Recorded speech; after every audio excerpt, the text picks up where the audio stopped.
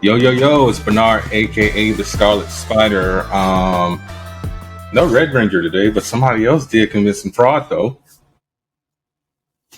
Oh, yeah, that's right. That did happen. The Who are CEO you? of, who am I? You know who I am. I am Well, the King in Black. Yeah, we are the Angry Blerds. Yeah, and this is the Angry Blerds podcast, where the nerds are black and the nerds are angry.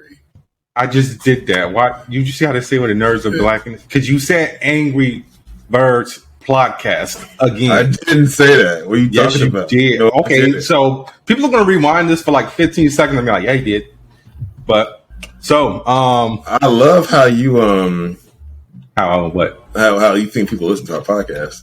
Keep I that mean, energy, Bernard. We do get listens. I mean, I don't know why you being so downfallish of it. Nobody listens. Downfallish, is that a word? I'm making it a word. That's not how language works. What do you mean? That is how language works. People make words up all the time, and then they get put in the dictionary. You know, WAP is in the dictionary now, right? Good old Megan Thee Stallion and Cardi B. Yeah, I'm going to say it's a Cardi B song featuring Megan Thee Stallion. But first things first, let's get into the not the fraud that we were talking about, but something very along those lines. So, the Sonic the Hedgehog co-creator Nuji Naka has been has been arrested for suspected insider trading. So yeah, he was arrested by the Special Investigation Department of the Tokyo District Police Prosecutor's Office alongside two former Square Enix employees. Why is that such a long line to just say the police department? It's the Special Investigation Department of Tokyo District Public Prosecutor's Office. But yeah, because that's not just the general law enforcement. I get that. You need to say police. That's not accurate. That's an understatement. Okay. But yeah, so he allegedly bought 10,000 shares in the video game developer Aiming, which was valued around $20,000, ahead of them announcing the Dragon Quest Tech mobile game that they did in partnership with Square Enix. And so the other two employees who were arrested, Tatsuki Sasaka and Fumuki Suzuki, also purchased a combined total of 162,000 shares, around a $337,250 value. And Sasaki apparently informed Naka and Suzuki about the rise in value. So yeah, so for those of you who don't know, insider trading is pretty much illegal everywhere, especially in Japan. As long as you don't get caught. Samir, it's like Baskin Robbins. Everyone always gets caught.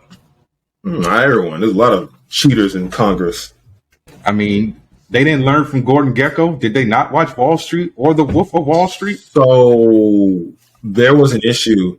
Now, again, we're not a political podcast, so I'm going to keep this brief. But during the 2020 pandemic, when everything was crashing, a bunch of politicians sold out their shares, made a ton of money, backed out of the market because they saw the writing on the wall, and that was skirting. I guess it technically wasn't insider trading, but because of their knowledge as representatives of Congress, they kind of knew what was going to happen before it happened. So, like I said, there's plenty of people cheat, man. So if they're still, those people are still serving in Congress, and they're still rich as fuck. So yeah, they need to get arrested. And I don't know. Well, they're arguing whether or not people in Congress should be able to trade at all, or their spouses. I don't think so. They shouldn't. Yeah, exactly. Yes, as long as they hold office, and the moment they mention any kind of religious text, okay, well, we're not doing that. All right, you don't got to get on that. Okay, you stand on that. Yeah, we ain't talking about Sky Daddy and his friends. But yeah, so I don't know. I don't want to condone insider trading or anything illegal. But yeah, I mean, it's jacked up because the guy co-created Sonic, and now that don't make him not a criminal. I didn't say that, but it's just kind of weird because I'm on the Sonic binge right now. I'm trying to finish Sonic X on Prime. I just watched both Sonic movies. I was playing Sonic. So Sonic X, here we go. I'm just There we saying. go. So how far along in the Sonic X are you? I'm still on the first season, maybe like episode 8. Oh, okay. All right. So then you Shadow can tell hasn't our shown up yet. audience how someone what? I said Shadow hasn't shown up yet. Oh, I'm just saying you can tell our audience and me with pure honesty and integrity, because that's the man we know you are. All right, whether or not the kid in that show has anything to take to the table. Does he bring anything to the table? Is he there's a point in having him there? Yes, he's the shelter. Okay, so he's a body that basically has that puts him up. He basically gives them a shelter. That's it. That's all. That's all he got to the table. That doesn't sound very interesting. I hate you. Just saying. I hate you.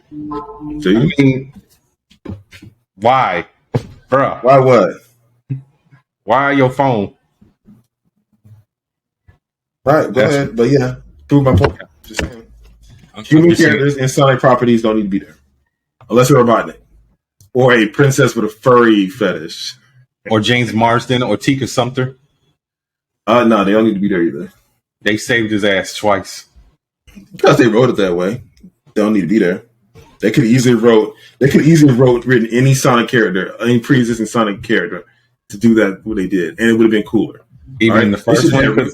I want to see Roots of that. They need the next movie's gonna have Roots of that. I want to see it. I want to see how they design her. I want to see I want to see it.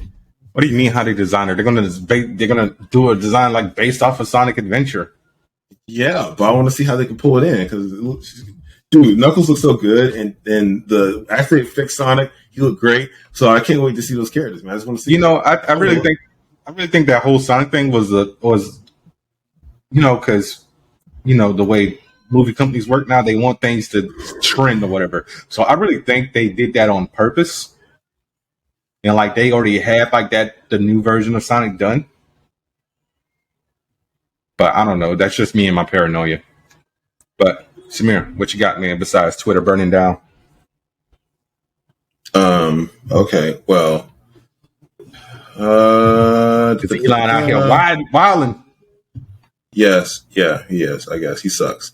So, I guess we'll circle back to him in a bit. I guess possibly, but Netflix is rumored to be eyeing a Greta Gerwig directed Chronicles of Narnia project for 2 films. Wow.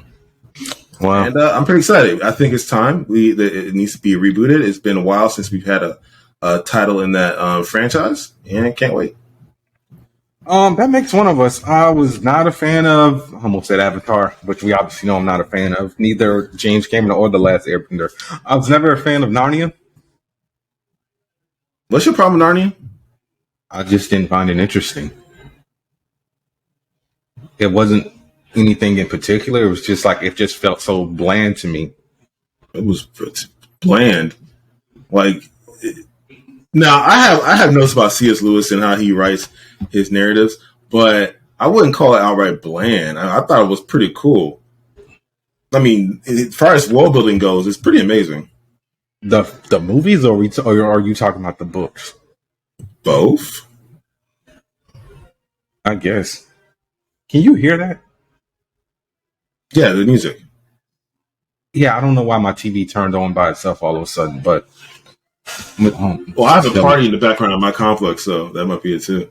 No, well, you might be hearing something else. Then you might not be hearing my TV. I'm gonna just tell I'm hearing something in the background, but okay. I don't know why you brought it up. Because it was annoying me. I'm sorry. I'm sorry, people. You're not sorry. You are sorry. Wow. Speaking of Netflix, Sonic Prime. What are your thoughts on it? The trailer looked cool. I'm pretty tentatively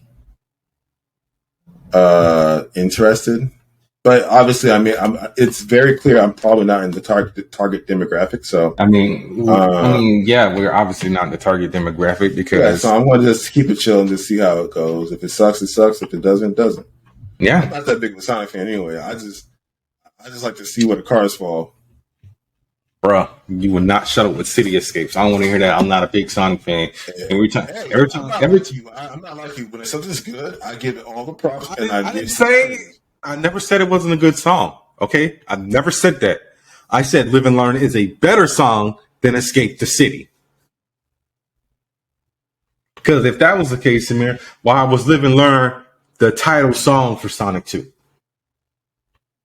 Why is it the City Escape is the only song everyone remembers? What are you talking about? Everyone knows "Live and Learn" because they play it at the beginning of the game. They play it at the boss fight. They play the guitar riff in the song at the end of the game. You hear "City Escape" I once. gotta find a poll. I gotta find a poll somewhere and see if the most popular Sonic Adventure 2 song. I'm gonna look this up on Twitter real quick and see if I mean not Twitter, on the internet, on the interwebs. What is a better Sonic Adventure 2 song? Not better, it's the most popular. Okay, yeah, I'll pulled it up. Top 10 Sonic songs ranked by Spotify. Okay, here we go. I bet. Wait a second. Okay, let's just go to number 1. I'm seeing it right now. And oh snap, live and learn. And damn, number 2 is City Escape from the City. All right, I gotta concede. Fine, Bernard was right. I gotta concede. Hanging on the edge of tomorrow. Live and learn. Yeah, sometimes you gotta live and learn, man. Told you. I'm not saying the song wasn't fire. I'm just saying I like City Escape more. I'm just saying, live and learn. 5,655,000, and it only won by a small. It won by a margin of 100,000. Hey, 100,000 is a lot. Hey, that's still a lot. Vin Diesel. Okay, Vin Diesel. What? I don't live my life a quarter mile at a time. I'm just saying, man. Win's a win, either by an inch or a mile. Exactly. Family. Because of family. No, not because of family, because of listens. 100,000 listens. But yeah, so yeah, guys, Sonic Prime will be airing, I believe, starting December 15th on Netflix. So check it out. Let us know what you think. Samir, why are you looking like you got disgust on your face? You like... well, all right. We have the nominees for the Game Awards for best adaptation at the 2022 Game Awards. That's what it's called. That's the category. You good? And no, I'm tired. That's what I am. I was shopping all day. You heard the year you said? 2022. No, you said 2022. Whatever. I wish it was that year because then I wouldn't have to deal with your bitch ass. Why? Both of us gonna be dead. I mean, what? You ain't immortal. You're not endless. Stop it. You ain't a vampire. You're not Wolverine. Vampire. No one said that. You ain't a damn Highlander. Just stop it. I could be a Highlander if I wanted to. You don't have the metachlorians to chop off someone's head. Okay, now you're mixing franchises. I get that. I didn't want to go attitude area and say you lack the testicular fortitude to chop off someone's head. Well, I mean, you don't know what I'm capable of. I've killed my own food before. I think a person isn't that hard. One time. Nice. Ooh. Okay. Okay. So anyways, the nominees are Arcane, Cyberpunk Edge Runners, the Cuphead Show, Sonic the Hedgehog 2, and Uncharted. And I gotta say that some of these titles are not like the others in this category. Sonic 2 for the win, baby! Yeah, that's what I'm talking about. So Uncharted, we're not gonna look at that. Uncharted is just hot trash. Uncharted was not hot trash. Okay, guys, so just so you know, we're re-recording this episode. We had some technical difficulties when we recorded it. We went on a whole spiel. I'm pretty sure I can save that and put it here, but we're more or less probably going to say the same thing. Uncharted had its faults, but it was still a good movie.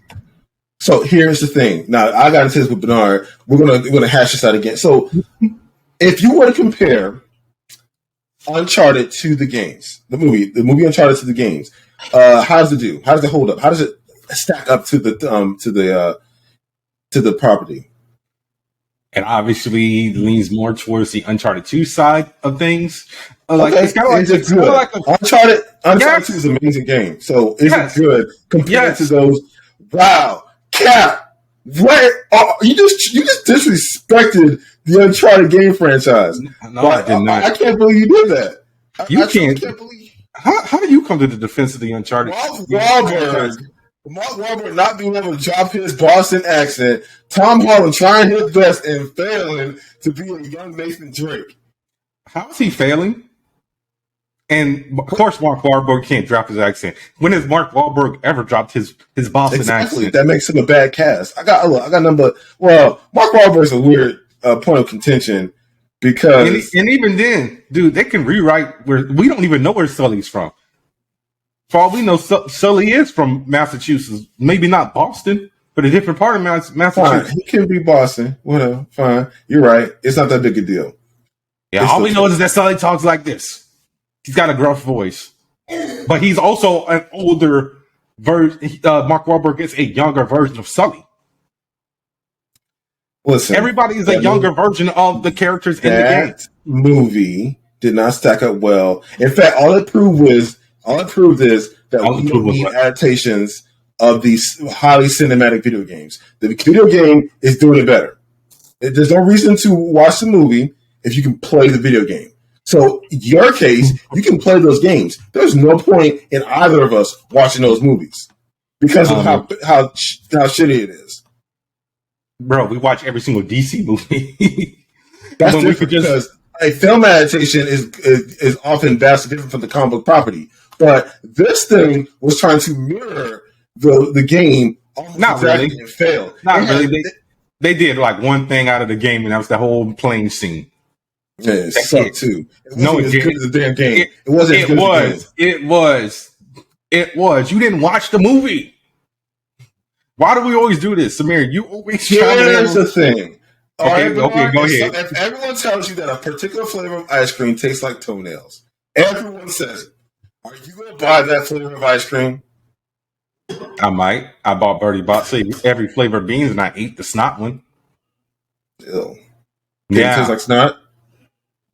No, it tasted more like rubber. I mean, if I recall my days as a small snot-nosed kid, I think snot probably tastes a little bit like rubber. I don't know about that. Gross. I'm getting off track here. Okay, so also going back now. Let's look at the other titles in this category because you have Sonic Adventure 2, not Sonic 2. Okay, and as far overlooking a couple stumbles, a few egregious large stumbles. What other stumbles? Because we know you hate humans in the Sonic franchise. So what are the stumbles? Besides the wedding sequence, we're going to go over this again. But yes, the wedding sequence is a huge. It knocks the movie out of the running. In my opinion, there's no way to call this movie. Yes, there. If you look at any critically or critically or commercially acclaimed movie, there isn't a waste of scene. Samir. Well, yes. How else would they have introduced Gunn? It was a whole undercover sting operation. Did you forget that was the whole point of the Gunn need to be there? Yeah, because they captured Sonic. If that's the case, they should have did something different. They really should have found some better way. A sting operation where sting operation where they had to be undercover, infiltrate the wife's sister's family. Is that what we're going with here? Now, granted, okay, it's Sonic, so it doesn't have to make that much sense. But exactly, it's like, oh my god! I'm sorry. I'm sorry.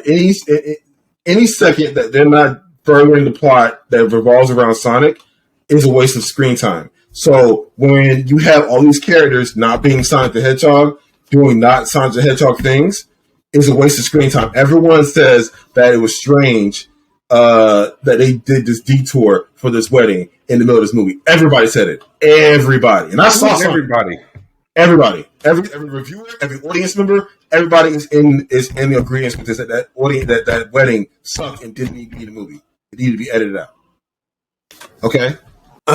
Only thing I see, I just pulled up a article on Movie Web. It said what the movie got right and wrong.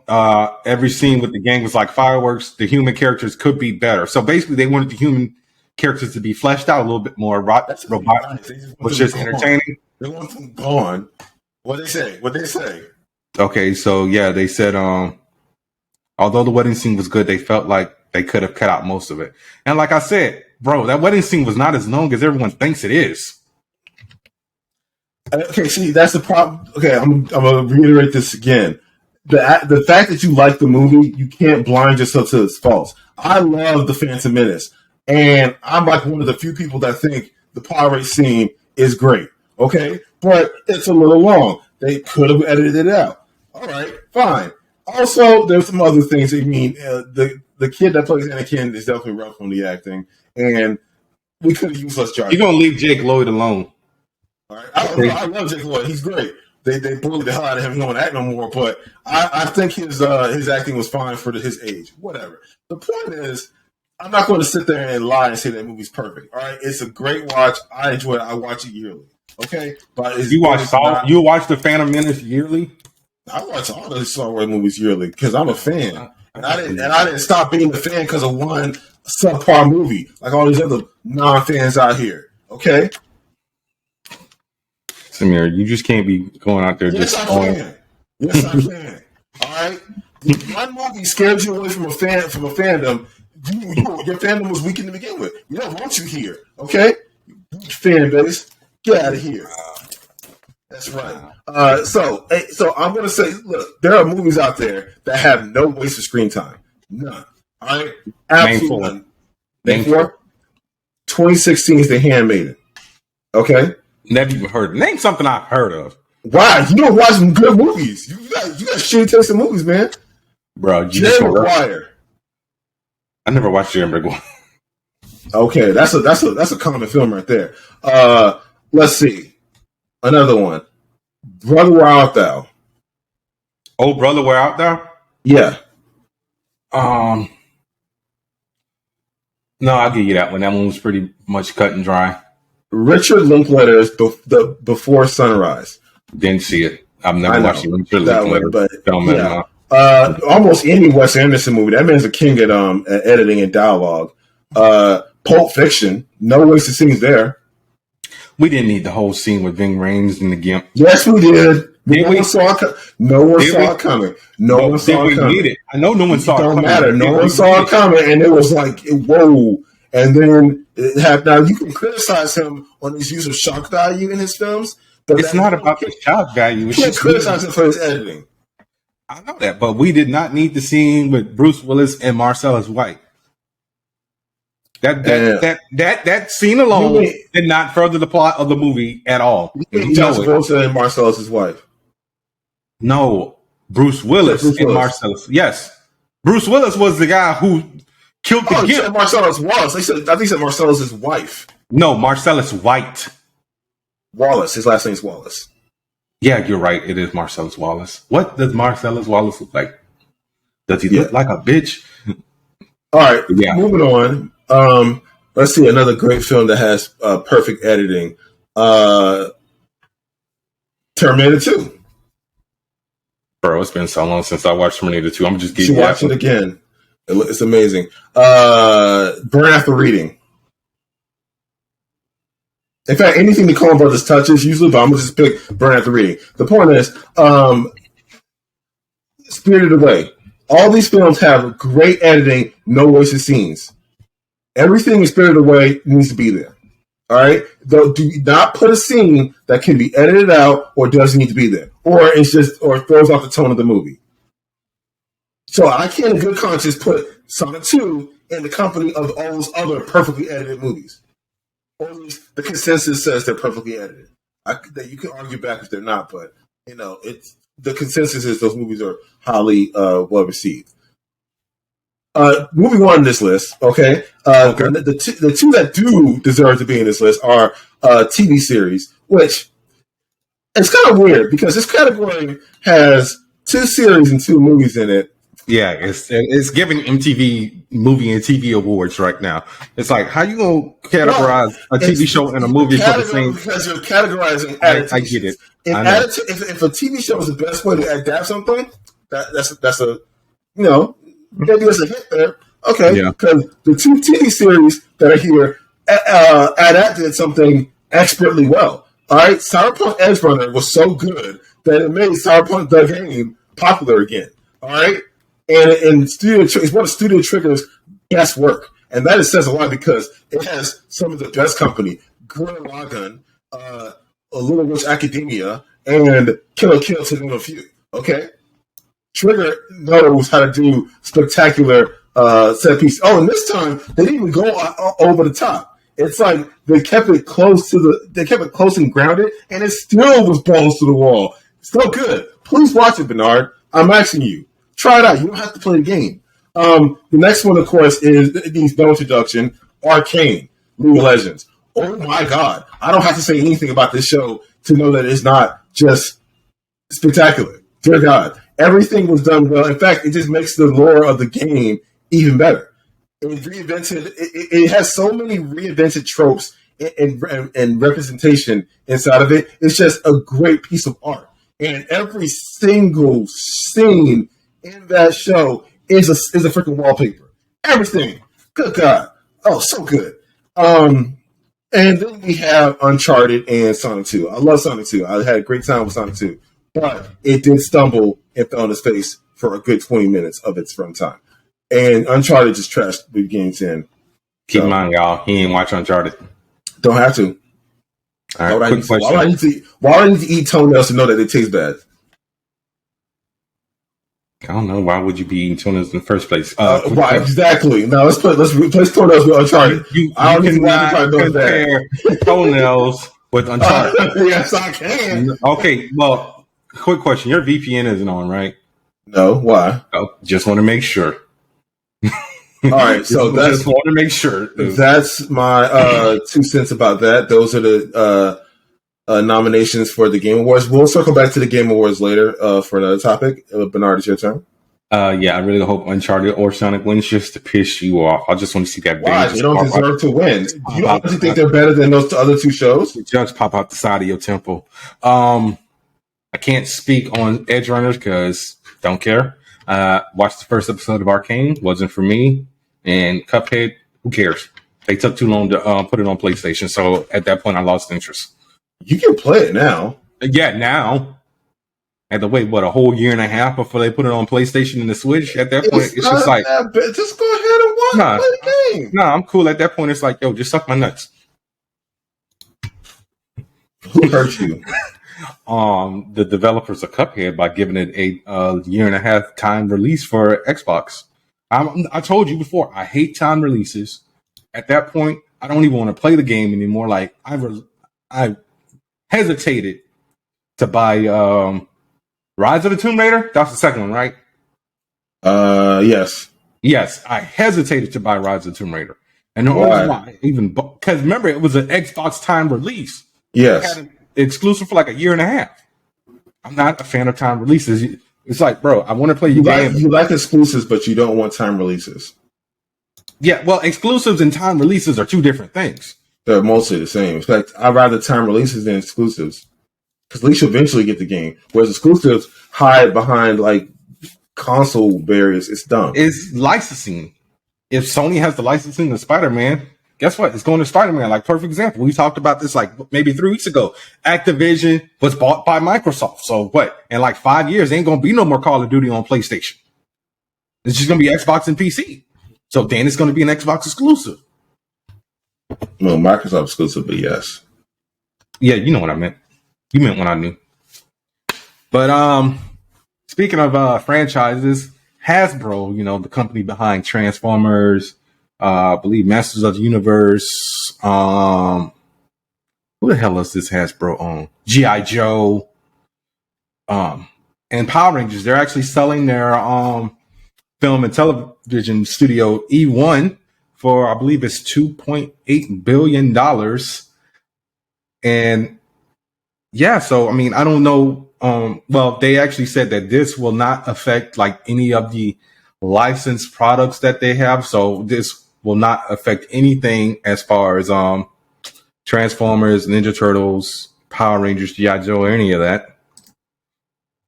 So I just really hope this doesn't affect like the shows I watch that are done by E1, like the Rookie Feds. They do a few more things that I watch. I just can't remember them off the top of my head.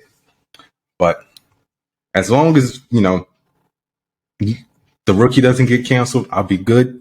Because like I said, that's my show, and I want Nathan Fillion to keep working, especially since Marvel decided to cast Yahya Abdul-Mateen as Wonder Man, despite the fact that James Gunn already had him cast for Guardians 2, and they just scrapped the scenes. Keep Nathan Fillion working. He's a Canadian treasure. But I also want to talk about my trip to Ranger Stop. So, like I told you guys last week, I was going to Ranger Stop on a Saturday. I did not shoot my shot with Karen Ashley. It was a very busy day because I went on a Saturday, so busiest day of the con. Con had a few ups and downs. One of the ups was I was able to get this very expensive Lord Draken figure. It's a 3-0, so it goes along with the ones that I have that Jason David Frank signed. So I got Walter Jones to sign the Black Ranger spot. The plan is to only get original Rangers to sign that, so only one I will be missing would be Yellow. I also met up with Steve Cardenas, aka Rocky. So I had him and Karen Ashley sign my photo print of the movie poster. So now I just got 3 more signatures to get, and I'll be good on that.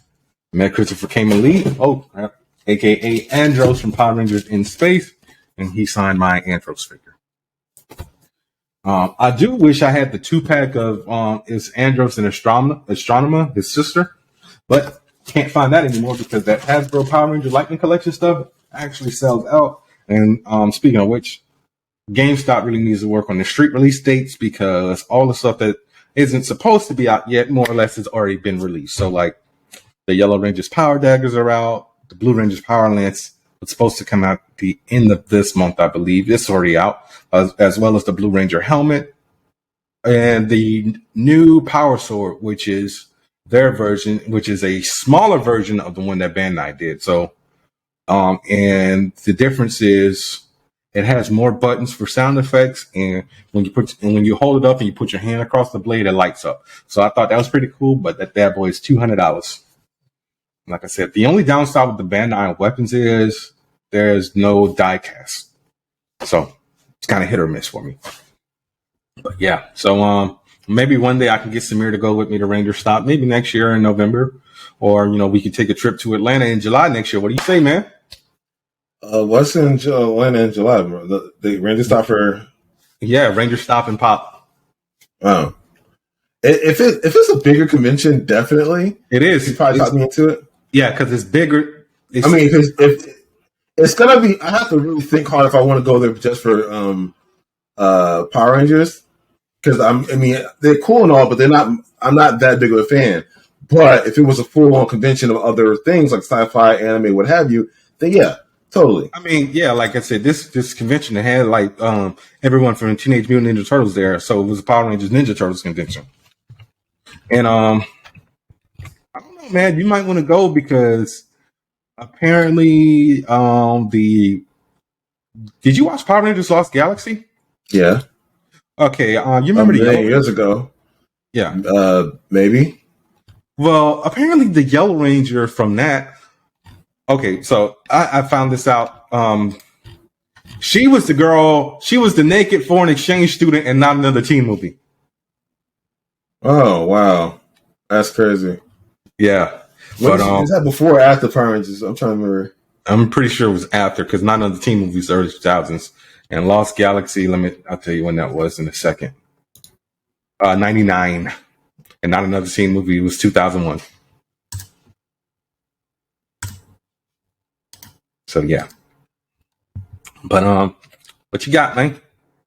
What you got, kid? Okay, so that Guilty Gear stuff. Yeah, I can talk about that real quick. It's just a snippet.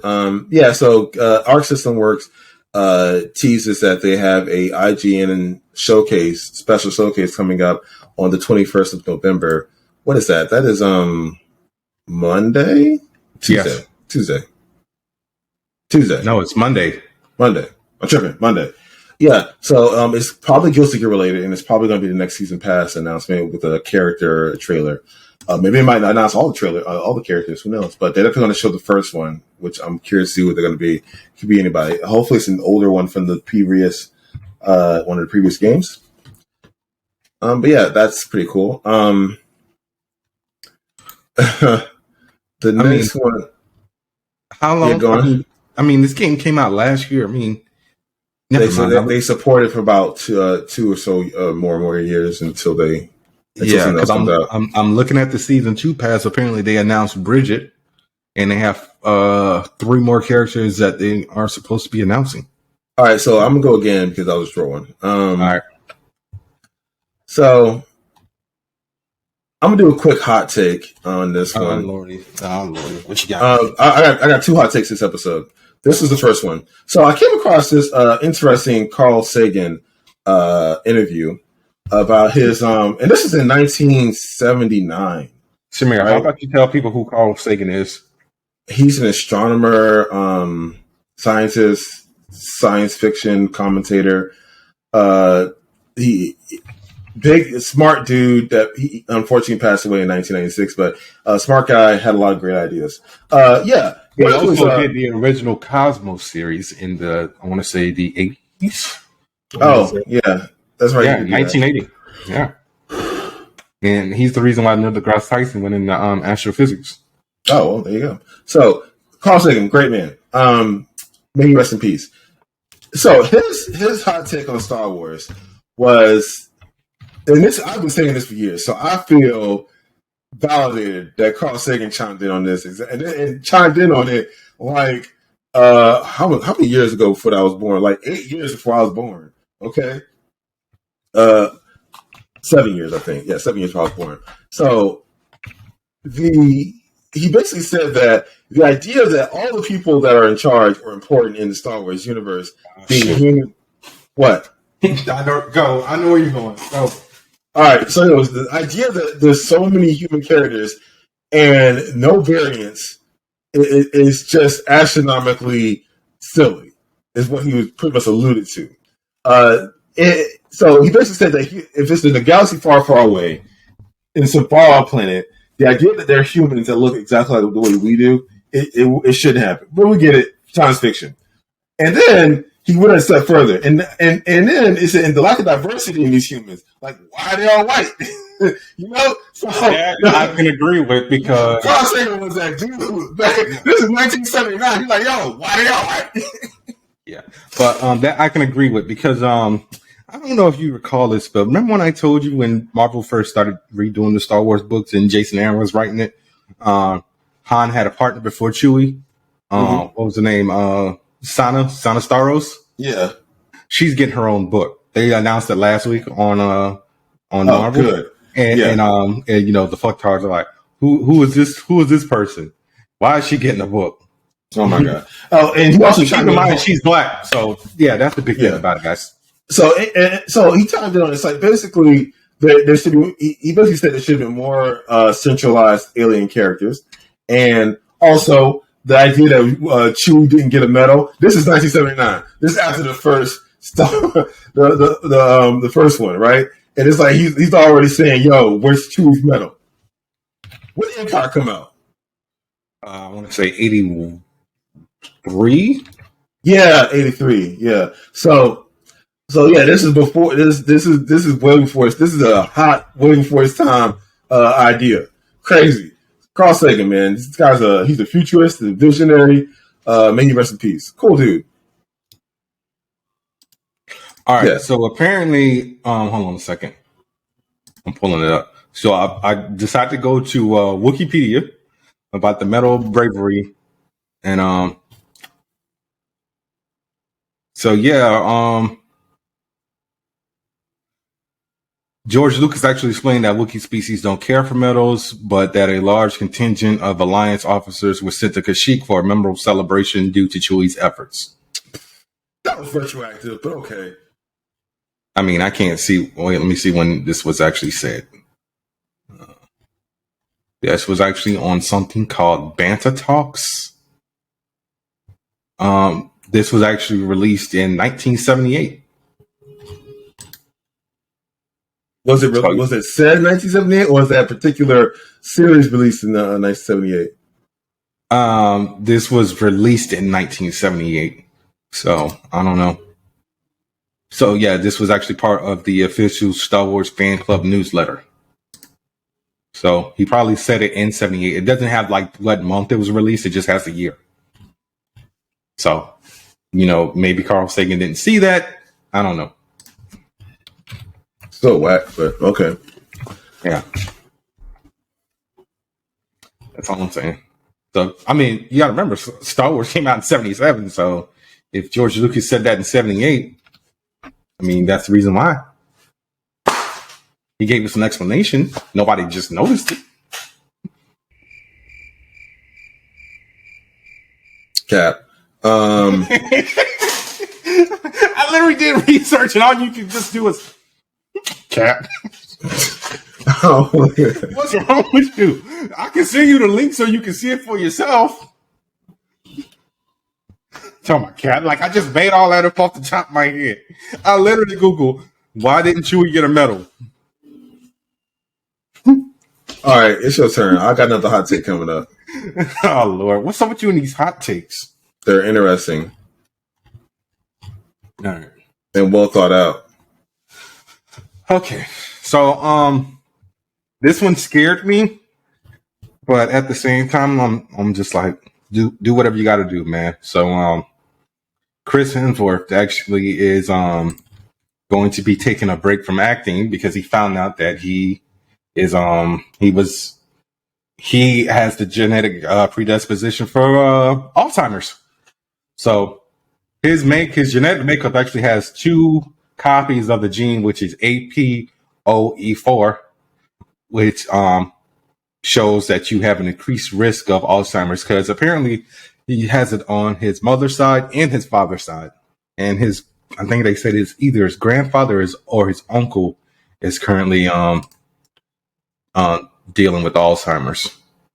But yeah, so I mean, only thing I can say, take as much time as you need to, figure out what you want to do. Because he said he's not retiring from acting. He's just taking a break. So like when people saw that, they were like freaking out. I've never really focused on the health of my brain. This news changes things. When I first started exploring how to live better for longer, I was sent for a whole list of tests. You have a very rare combination, which is you have 2 copies of ApoE4, a set from your mom and a set from your dad. And what does that mean exactly? That means you have an increased risk of Alzheimer's disease. How much higher?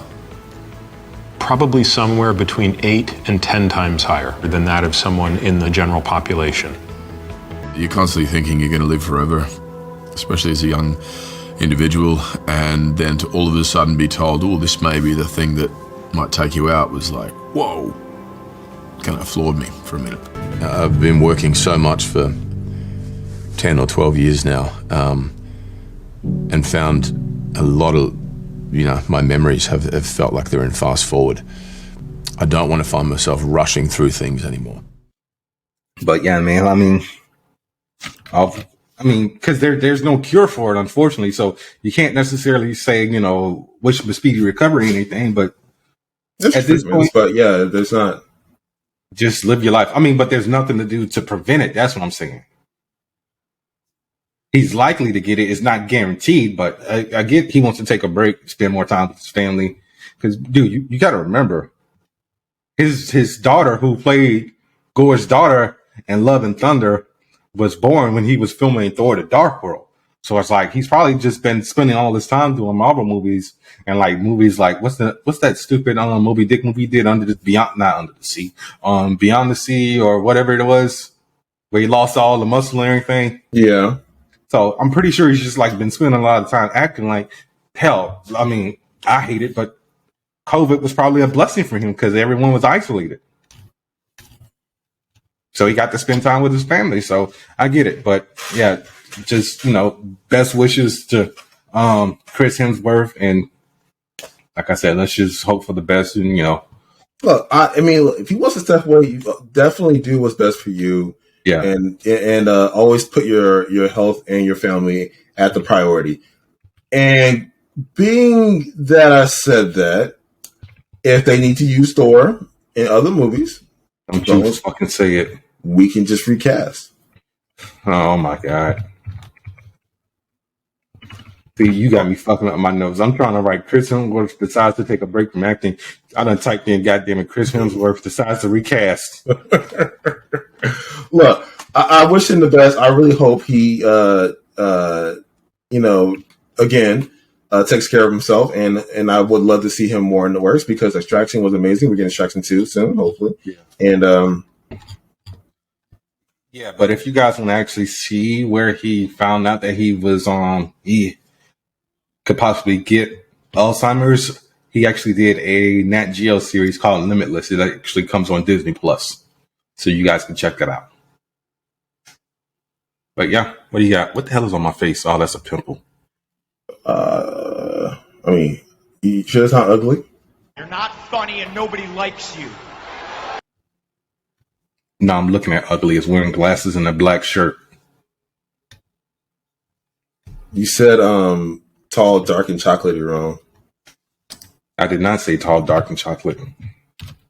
All right, so Amazon. Is this a hot take? No, it's okay. So they're getting Spider-Man related content for starting off with. You stole my story. I thought you was talking about them laying off the 10,000 employees. No, after that, who cares? I mean, it sucks, but why would we care about it? It's like our podcast doesn't really talk on that kind of stuff usually. But it's literally the week before Thanksgiving and a month before Christmas. 10,000 people are out of jobs now. Oh, it's awful. It's terrible. Jeff Bezos is the devil, and there's no such thing as a good billionaire. With that being said, we have comic book news to talk about. Okay, if you want to talk about social injustice, we can, but then we're gonna be sitting here all day. I know, but you was like, "Oh, that's sad." Anyway, but yeah, go ahead with the story that you stole from me. Okay, so we get in this Silk series, and it'll kick off a slate of Marvel/Sony series at Amazon, which, mind you, I mean, how much Sony Marvel properties are there besides Spider-Man? That's all that Sony has. That's all there is. And right now, it's in the dumpster because all they got is the Marvel Spider-Man stuff, amazing. Spider-Verse, amazing. In my opinion, Venom 1 and 2 is trash, and Morbius is trash. I mean, that's everyone's opinion. No, it's not, because people like Venom, and based on your assessment, sir, if you like it, it's good. Okay, so yeah, I'm about to go full hypocrite right now. Some things are passable, despite the fact that they can be improved. Venom is just a straight up dumpster fire. Pick a side. No, because Venom is a dumpster fire. Or the other side.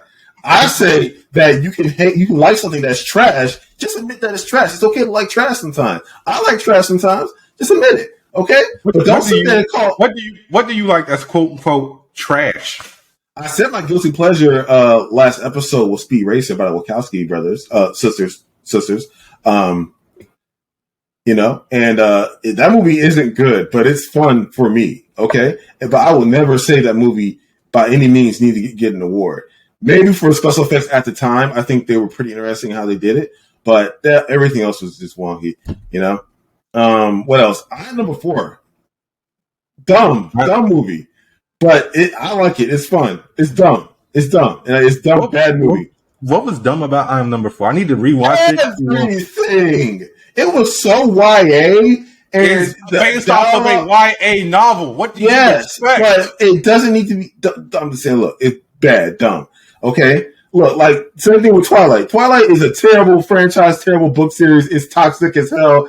It's we get it. Jasper was a racist. Jasper was a Confederate.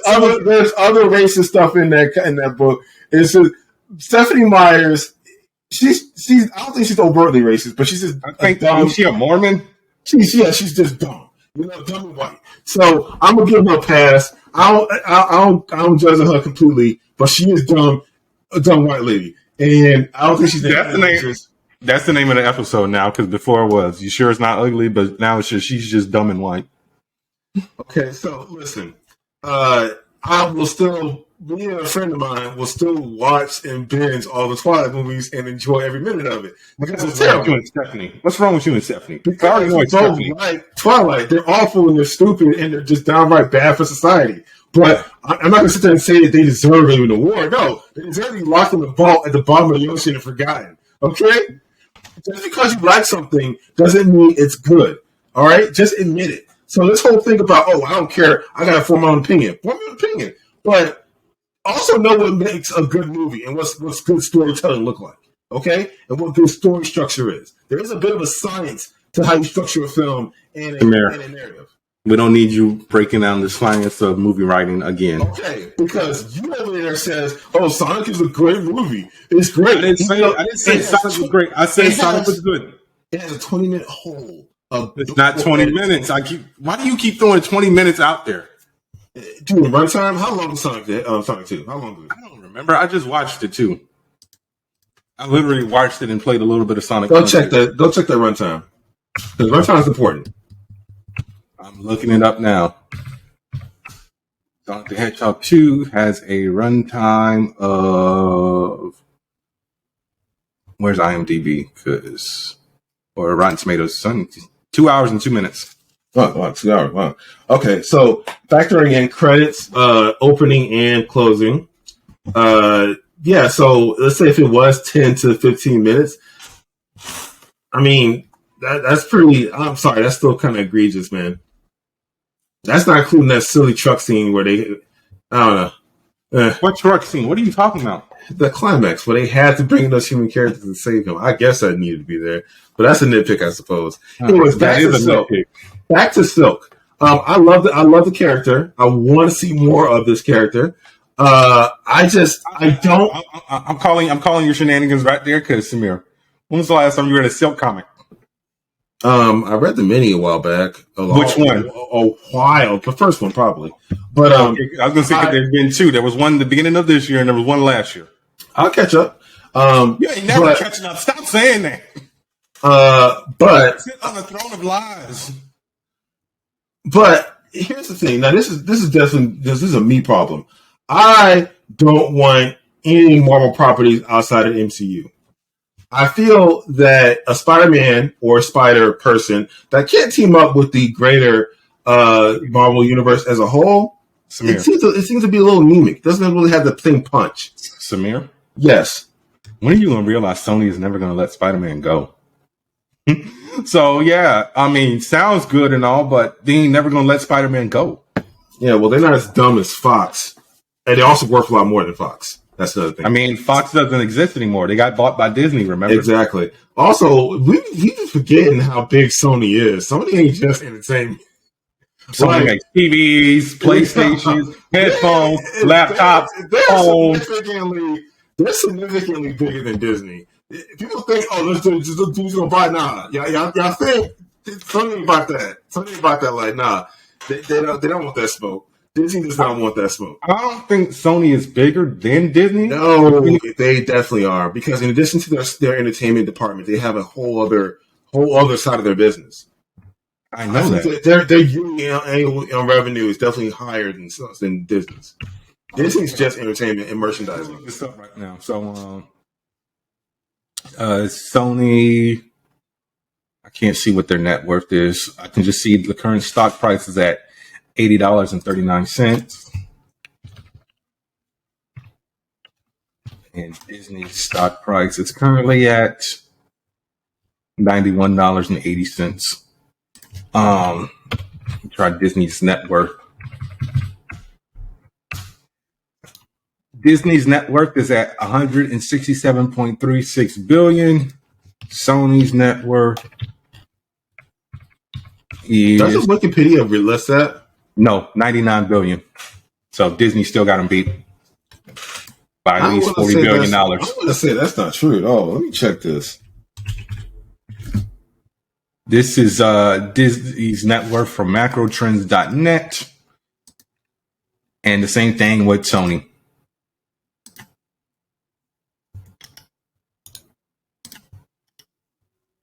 Got me looking up TDP and gross income of world of international trading companies. So yeah, so like I said, Sony is at 1.38 billion for the fiscal year of 2021. It is on Wikipedia, actually. I told you it's on Wikipedia. Yeah, and Disney is Nah, Cap. Okay, so their revenue for 2022, Disney's is 82 billion for 2022. yeah, but Sony's isn't up yet for 2022. Yeah, it is. Hang on. I'm on Wikipedia right now. Oh, last year.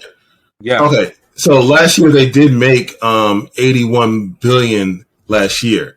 Sony already reported how much last year? I mean, this year. I mean Disney. Disney, I don't reported how much? 82.722 billion. And their total assets, according to Wikipedia, from 2022 is 203.631 billion for Disney. 200 and what? Hold on, let me go back to it. 203. 203. Whereas Sony's total assets currently, that was last year. Yeah, last year was 238 billion.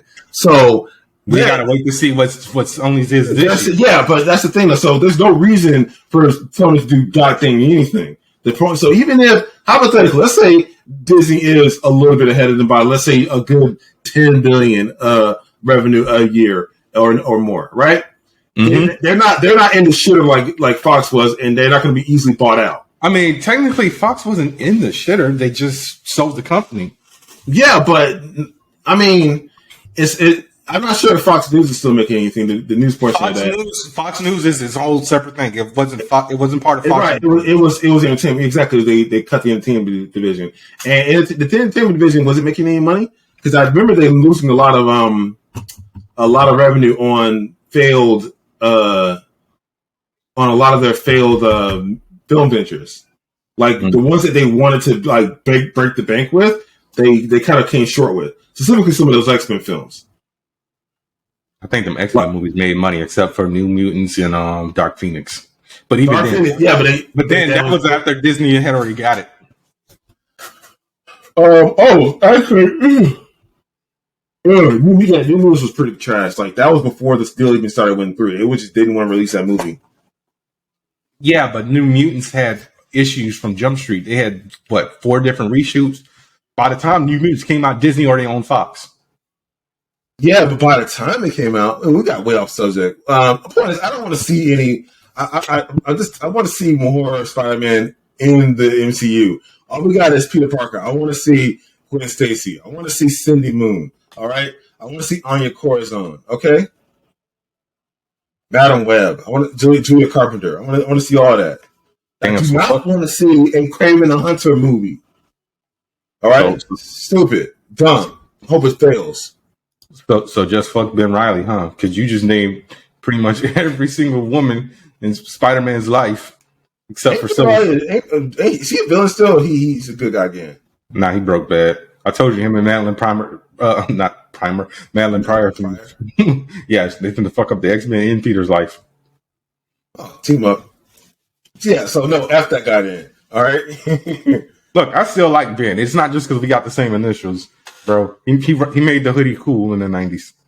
Hoodies were always cool. Were they? Yes. When they really not. Rocky already made hoodies. If anything, Rocky made hoodies cool. Okay, so I'm gonna stop you right there. Rocky wasn't in a hoodie. Rocky was in a he was in a whole gym sweat. You sure he didn't have a hoodie? It was a sweatsuit. Sure it didn't have a hood? Yes, it had a hood, but it was a sweatsuit. It had a hood. I hate you. All right. So, I mean, I know you don't care because you are behind on comics, as we already talked about. So DC has decided to showcase like everything that they're working on as far as comics goes with the dawn of DC. So this is all going to start off at the beginning of the year with Lazarus Planet. So we are going to be getting some titles such as Unstoppable Doom Patrol, Shazam, Steelworks, Superboy Man of Tomorrow. One that we don't need is going to be the Penguin. But I'm like, why are we getting a Penguin book? Tom King's writing it. So I know you hate Tom King, Samir. We know. I don't hate Tom King. It wasn't his fault that the series. It was the editors that was not his idea. Exactly. All right, it's not. I'm sick. I'm tired of Batman. I'm sick. I think Bruce Wayne as a character sucks. He's boring. He hasn't changed in 10 years. He's stagnated. All right, I will say this. They're hot take. All right, this is my. I'll raise the top. Well, hold on. Let me finish this off. So, like I said, we're So I actually got the list of the books. So Superman is getting restarted. It's going to be written by Joshua Williamson, and the art's going to be by Jamal Campbell. I think we already talked about that one because who's the star of that? This is Clark. So yeah, Clark Kent settling back into his life on Earth with iconic new enemies. While iconic new enemies erupt from the shadows to take him on. So that starts in February. The Adventures of Superman John Kent will be written by Tom Taylor. I feel like he should have a Kryptonian name. His kids on Superman and Lois don't even have Kryptonian names. I think that's silly. They should have Kryptonian names too. Do they speak Kryptonian? No, because only one has powers. So yeah, we got the. Why does only one have powers? Because they weren't sure that either of his kids were going to have powers. They actually had them tested when they were children. That's dumb. And Jordan actually are the Kryptonian cells just deactivated? I guess they have Kryptonian. Not affect that doesn't make any sense. They just want to. Or maybe they're just going to kick in later. So Samir, yes, okay. So in the comics, John's powers did not kick in until he was about 8 years old. That's okay. That's pretty early. Yes. There you go. Yes. In Superman and Lois, and these kids they'll be kids because these actors are probably in their early 20s. 17, 18, probably 19, 20 now. Because we're going into season 3.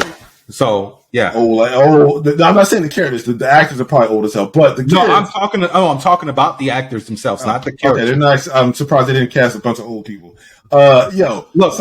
Okay. So I'm gonna stop you right there because we've already gone over this. 20-somethings can pass for teenagers nowadays. This isn't like that early. I understand why they do it. The labor laws is fine. I have no problem with it. Okay. Because we've gone over this. Casting Tom Holland at 15 years old to play a 15-year-old Peter Parker, he looked 10. You can look up Tom Holland at age 15 and Billy Elliot. You're gonna be like, he is 8. Look at Arthur is at 15. We were 10. So look, I understand. Now, I don't know about that. I mean, I was young. I was small and underdeveloped. Okay, I was undercooked. Okay. Damn, I thought I had a picture of me up here when I was like 15. The tall drink of chocolate Adonis you see before you wasn't done yet, okay? Oh, strip of chocolate. Well, you gas yourself up a lot, don't you? Who else gonna gas you up if not yourself? Your wife? She do it too. She knows what's up. Great. I can't find a picture of me at 15. She knows why she's here. She couldn't resist the machismo. I wish she was there to like smack you in the head or something. But yeah, I mean, do you even have a picture of you at 15? I might have one on me. I got one laying around, but I ain't gonna show it. What was I saying? I might insert a picture of me at 15 up here. All right. Okay. So listen, I just think it's dumb that you're gonna be half of something and not be susceptible to yellow sunlight. Yeah, but dude, they might be pulling an Invincible with Jordan's powers. I mean, with Jonathan's powers. Mark's powers kicked in at 17. 17. Yeah, but he's also not a Viltrumite. He's a Kryptonian. That's why I said pull an Invincible. Okay, whatever. So Jordan's powers kicked in under a traumatic situation. They were about to die. They literally fell out the rafters in the barn and almost got crushed by something. So that's the reason why his powers kicked in. So as far as why Are Jordan, they mutants now? Jonathan, Like, huh? are they mutants now? Like, What do you mean? What do you mean? I just I told mean, you. is I it? just told you. Yeah, that's what I'm Jonathan, saying though. But it's not usually tied to some traumatic experience, is it? I don't know. Because John's No, powers just kicked in, right? no. John actually did have a traumatic experience. Okay, he did. All right. Yeah, he did. But let me get back to All these right, comments. look, I'm tripping. At least it's not as bad as Bryan Singer's Superman Return. God, that sucked. Okay, so okay, Samir, I'm gonna stop you right there because Jordan suffers from anxiety on Superman and Lois, so he has a lot of fine, whatever, because that's a psychological thing. Okay, asthma, that's a physiological thing. This boy got weak lungs and narrow airways, and why, Bryan Singer? Why was I there? I hate you, man. I hate you, and I hope you get cramps. What's my hot? I was supposed to do a hot take, actually. I didn't finish talking about these comics because you always bringing up Bryan Singer and going on a tangent. That man. So yeah. So like I said, Unstoppable Doom Patrol. So happy that Connor's finally getting a book. That one's going to be out in April. So there's not going to be a one Green Lantern book anymore. So there's going to be a Green Lantern Hal Jordy and a Green Lantern John Stewart book. So we're getting an Oliver Green Arrow book. Is she still in the Sinestro Corps? I'm so far behind. I didn't even read that book. It's done. So I don't know. We're getting a Batman the Brave and the Bold book, which is this one's going to be more like the original Brave and the Bold. Well, not the original, but like the last volume of Brave and the Bold, where it was an anthology book. So various writers and artists. Cyborg is getting a book. Like I said, Shazam is getting a book. So apparently Billy Batson's getting his powers back from Mary. And that was going to be written by Mark Waid and one of our favorite cover artists of all time, Dan Moore. Where's going? Where's she going? I don't know. Her book is still going. It's a 4-issue mini. Like I said, the Penguin and still works. So I guess John is going to be retiring from being Steel, and it's all going to be about Natasha. So there's a book for you, Samir. You only read books that are women-centric unless it's a teen book. I just think that teen books are the superior version of comics. Oh my God, Samir. This is my hot take. A lot of times, solo characters are stuck in brands. When they're popular enough to have an ongoing solo book, they get in a rut. I'm sorry. There are very few solo characters that get reinvented and stay reinvented. I think Daredevil, admittedly, is one of those characters that gets reinvented and stays reinvented, usually. But his life is also a hot mess. Daredevil gets fucking thrown through the ringer like every few years. Oh, my secret identity is out there. Oh, I'm going to pretend to be my brother. Oh, my secret identity is out there again. Guess what? I'm screwed until I can figure out a way to get somebody to pretend to be me. Oh, wait, I'm going to jail. But guess what? Iron Fist is going to pretend to be Daredevil while I'm in jail. Oh, I'm out of jail. Guess what? Oh, I'm brainwashed by the Hand.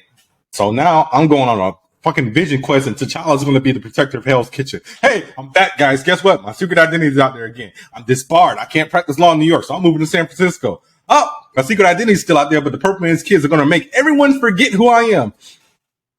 Oh, secret identity is about to be exposed. I fuck around with the Nordstones and create the version of brother who I pretended to be back in the 80s. Oh, guess what? My brother got killed pretending to be me, so technically Matt Murdock is dead, so I'm screwed.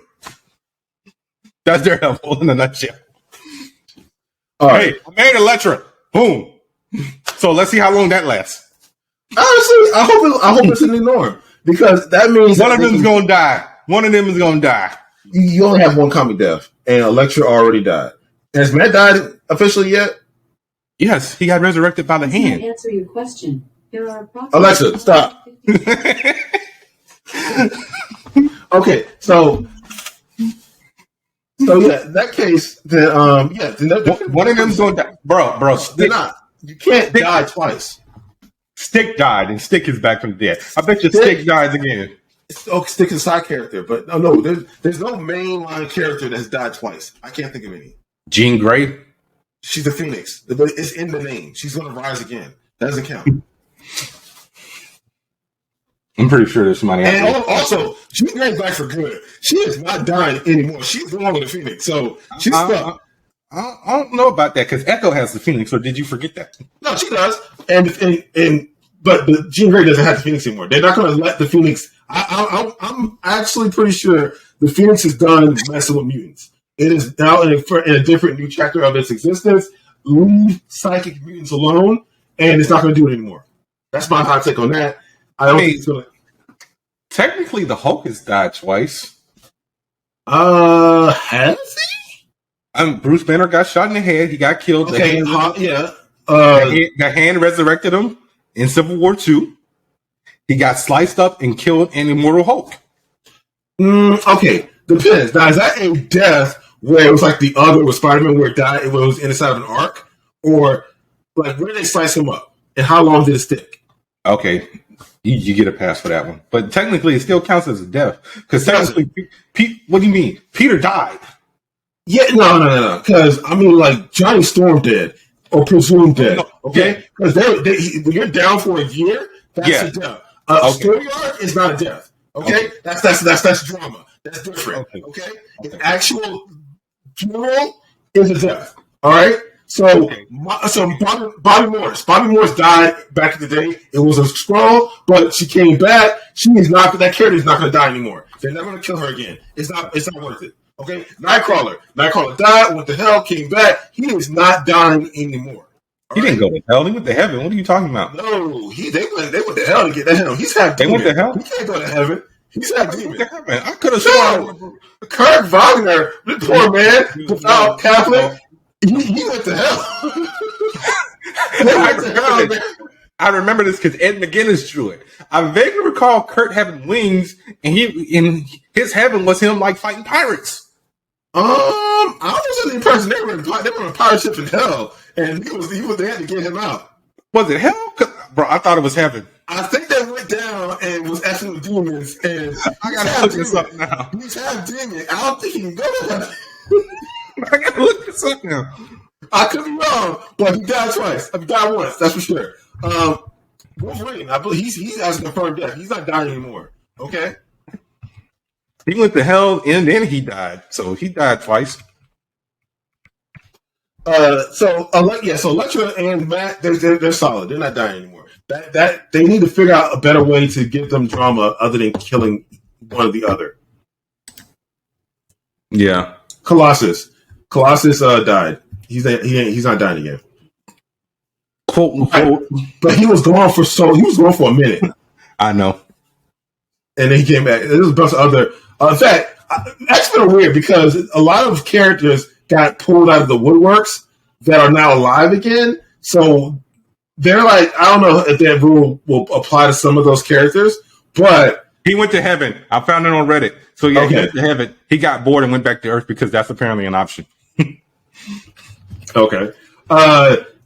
Clea, Doctor Strange Clea, she's not dying again. Yeah, I mean, she's the Sorceress Supreme because Strange is dead. Right. Strange has died once so far, right? To the best of my knowledge. Yeah, he's not dying again after this one. Tony died. He died. Yeah, I don't think he's. Well, we talking about Civil War II or because that was a coma. That doesn't tell the count. Captain America died though. Did he die? Well, it was. No, they hit him with a Batman. They hit him with a Batman Search of Bruce Wayne. Right, but the time stream. It was a pursuit. He had a funeral and everything, and he was gone for a whole year. That's a death. The point is, we got on subject again. Point is, once you have one death in comics, you don't have another death again. All right, you are death proof. I mean, you don't have other things happen to you that sound terrible, maybe worse than death, but you're not gonna die again unless it's alternate universe. Yeah, because I was just thinking Ultimate Peter, but he died the one time, and now the Ultimate Universe is dead. Yo, can we get a reboot of the Ultimate Universe? No. It's been like maybe 6 years. Then do it better. Do it better. That's what I'm saying. I'm not saying like start over. There's a way to make your characters more grounded and gritty without making them gross assholes. Okay, so your whole issue with that is the X-Men. No, the Ultimates too. They were gross assholes. Everyone was a bunch of gross assholes. Okay, so the whole take with the Ultimates is it was supposed to be if the Avengers were funded by the government. So obviously Tony Stark. For the government to be a gross asshole? No, but you got to remember, Captain America was a man out of time. And that's the one thing I honestly loved about the Ultimate Universe. It had a sense of realism. What would a person from the 40s do if he came? I'm sorry. So Captain America, being that he is a man out of time, but he's dating a woman from this era who is also just as young as him, wants to do young people stuff. All right, you can't think in your head that she want to hang around a bunch of old people. Even when you were actually young, back in like 80 years ago, did you want to hang around a bunch of old people? He just didn't want to listen to his girlfriend. She clearly was bored. He's just a bad boyfriend. And then she goes back to her abusive husband, okay, and dogs him out. They both suck. Technically, they both were abusive because they fought each other. He took it to another level. She hit him in the head with a radio or something. No, you need to go back and reread that. She was biting him and everything. She was fighting back. At some point, she was fighting back. Well, I think he threw the first punch too. Yeah, he did. He slapped her. He slapped her. She slapped him with the radio. No, he slapped her. He apologized. She lost it, and they were just toxic. They were toxic. It sucked. And I'm sorry. That was Chris Brown and Rihanna before Chris Brown and Rihanna. But don't get Ultimate Hank Pym a pass. That was effed up. The only pass he gets is he avenged Janet when Blob kind of went nuts in Ultimatum and he bit his head off. As cool as some parts of Ultimatum was, it was disrespectful to a lot of characters. Like, yeah, I mean, kill somebody, but don't do it off screen. Do not drown a bunch of characters off screen. What are you talking about? A lot of people. Daredevil. Okay. Dazzler, Nightcrawler. Nightcrawler died on screen. He died in the first issue. You see him drown in the first issue. Okay, all right, Dazzler drowned. Daredevil drowned. Because Dazzler, Angel, Nightcrawler. Warren got his neck snapped. Yeah, Warren got his neck snapped eventually. Yeah, those four were all together when the tsunami first hit. They killed Daredevil. Daredevil, for a fact, is the definitive off-panel death that I can think of. I would have to go back and reread it, but I know for a fact that they didn't show him die at all. You found that out in the aftermath of Ultimatum. All right, anyways, we get off subject. I don't want to see the Ultimate Universe again. Maintain the 616. Ugh, I hate that number now. Maintain the 616. Why? Because Kevin Feige. That's a one mistake. You can criticize Kevin Feige, fine, but I think he's doing a great job. Except that's one thing. What are you doing, Kevin Feige?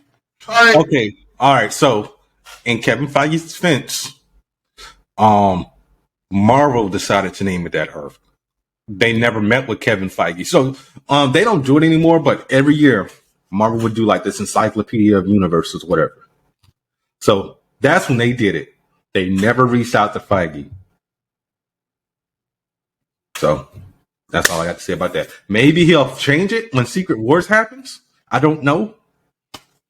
But yeah. All right. Anyways, what you got? My whole thing was branded solo characters are not as fun as they should be, and they stagnate very quickly. Team books is where it's at.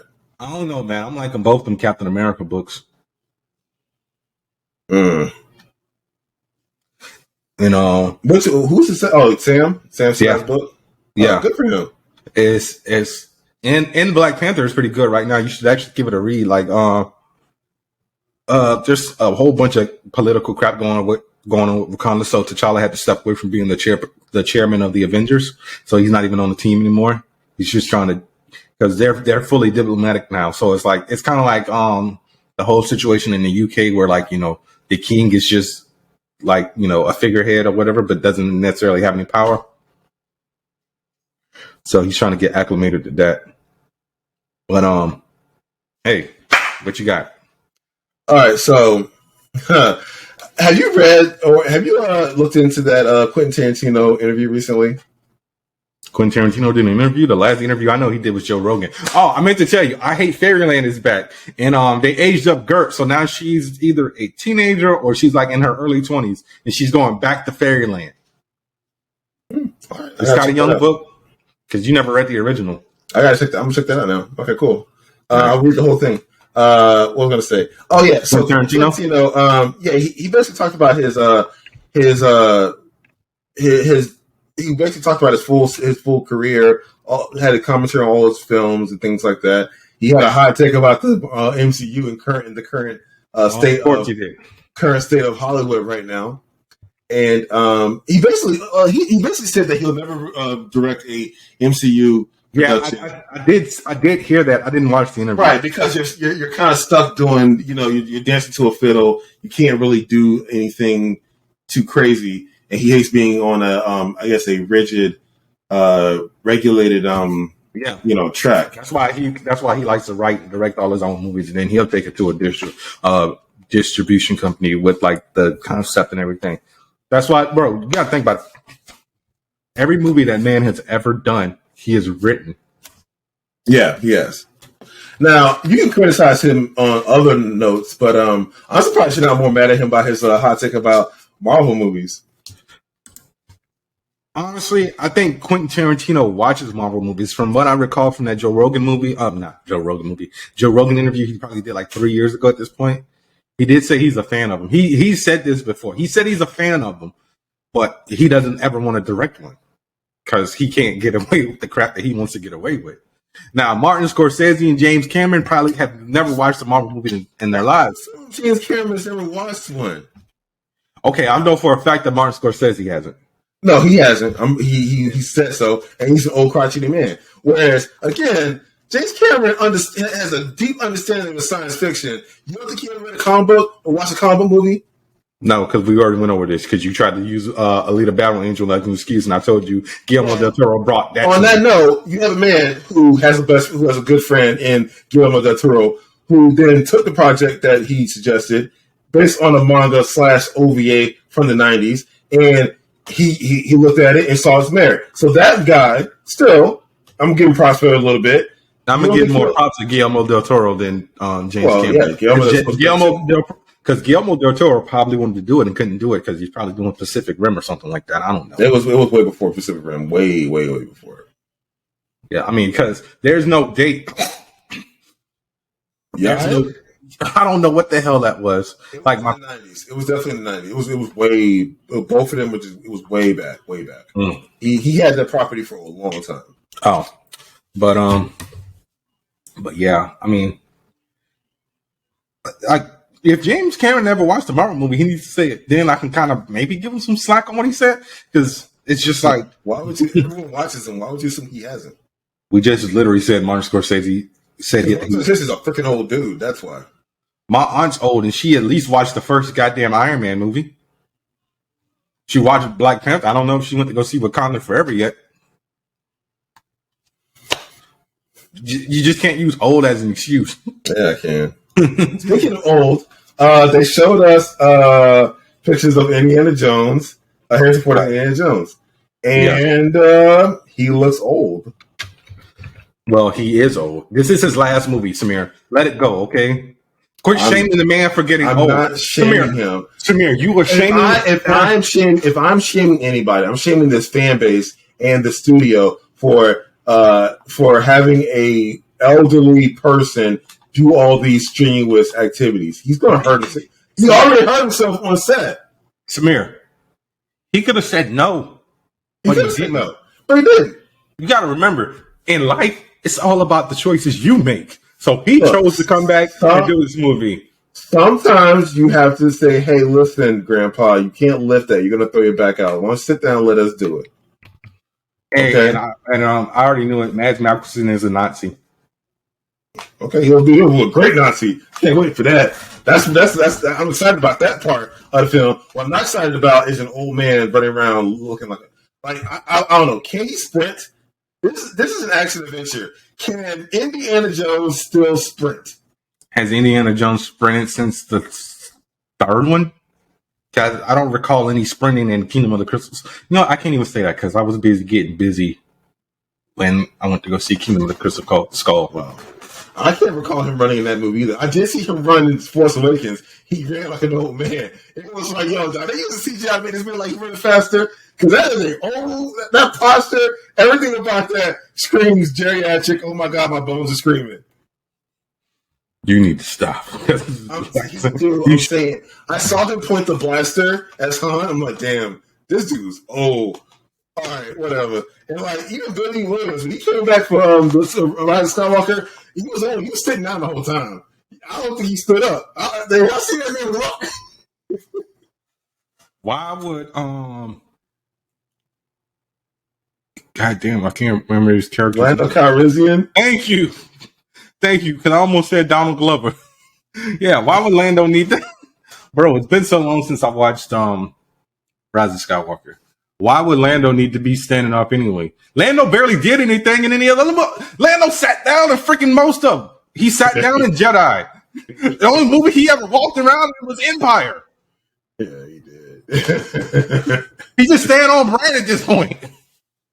I'm just saying, though. I look. And even then, I don't think I've seen Han run since New Hope. He ran in Empire. Did he? Yeah. Cause I just in every single in the first three Indiana Jones, he ran his ass off. That dude was dying. That was Indiana Jones. Because honestly, I only recall Harrison Ford running and New Hope. Empire was just a lot of walking around and he got frozen. Jedi, he was busy defrosting and blindly shot Boba Fett. That bitch has Boba Fett. Yeah. No, we like Boba Fett now. Yeah, they fixed him for the most part. What, you gonna complain about him being old now? No, he's not that old. Mm-hmm. I hear dad bod and everything. I can still see him moving fast and having some stamina. I'm just saying, it's like, yo, Tamara, you do need to realize old people age like cottage cheese. Look, I'm saying that when you're that old, they need to start thinking, hey, let's get this person to retire and let's get a new character. If they want an Indiana Jones movie, they should have marketed a recast. I would have seen that movie. Now, it doesn't have to be Harrison Ford. We get it, Mary. You love the recast. I love to recast because I think characters should... shit. What? Elon Musk said that Trump's Twitter account will be reinstated. I mean, okay. 80 years old. This man is 80 years old. Stop age shaming. I'm not age shaming. I want him to be... Tamir, no, you're age shaming. I want Harrison Ford. I'm going to reenact what you just said. Ready? I wish I had some glasses right here because I'm just have to do it without the glasses. Here, are you looking at me? Because I think I see you reflecting off my glasses. I see your bitch ass. Go. Okay. Here you go. 80 years old. This man is 80 years old. There's no discussing that tone. Shit. I'm saying I think they should have him revered as a veteran actor who's had a prolific career, not an action star of the current age. Okay, it doesn't work. He's going to hurt him. He already hurt himself on set. He broke his collarbone or something like that. It dislocated his shoulder, something like that. He old.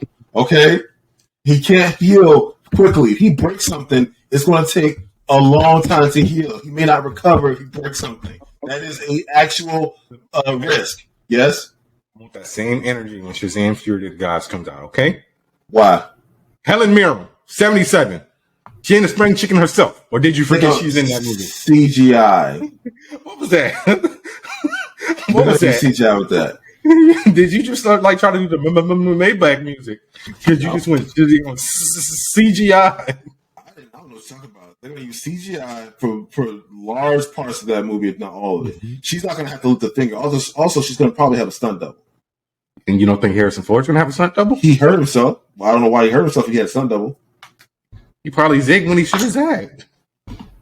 If that's the case, then that furthers my point. Oh, he had a stunt double, he still hurt himself? Bro, Dude, 80 is too old for an action flick. Or no question, 80 is too old to be a star of an action flick. You can be in an action flick, that's fine. Just don't be the star of it. Unless this is going to be a very boring action flick. I don't see him doing anything. Bro, you know how old? Can he get enough the torque of his arms to do the whip? Can he do? Blow-ups are heavy. All right, it takes a large amount of. Dude, it's not easy. And he young individuals made that look easy. Yeah. CG. Okay, I don't believe it though. I think they CG the whip in Kingdom of the Crystal Skull, and almost said Harrison Ford. Sylvester Stallone ain't that far from Harrison Ford, and he's still out here doing action movies. He can sit his ass down too. He's 76. He can sit his ass down too. And we got the Expendables 4 coming out. I've been avidly trying to advocate against that movie since its inception. Now, I don't want to see old dudes do old people stuff. Shoot, how old is Chuck Norris? And he's still out here kicking ass. Chuck Norris is 82. Chuck Norris is a conservative. What does that have to do with him acting? Ask Cara Dune of Gina Carino.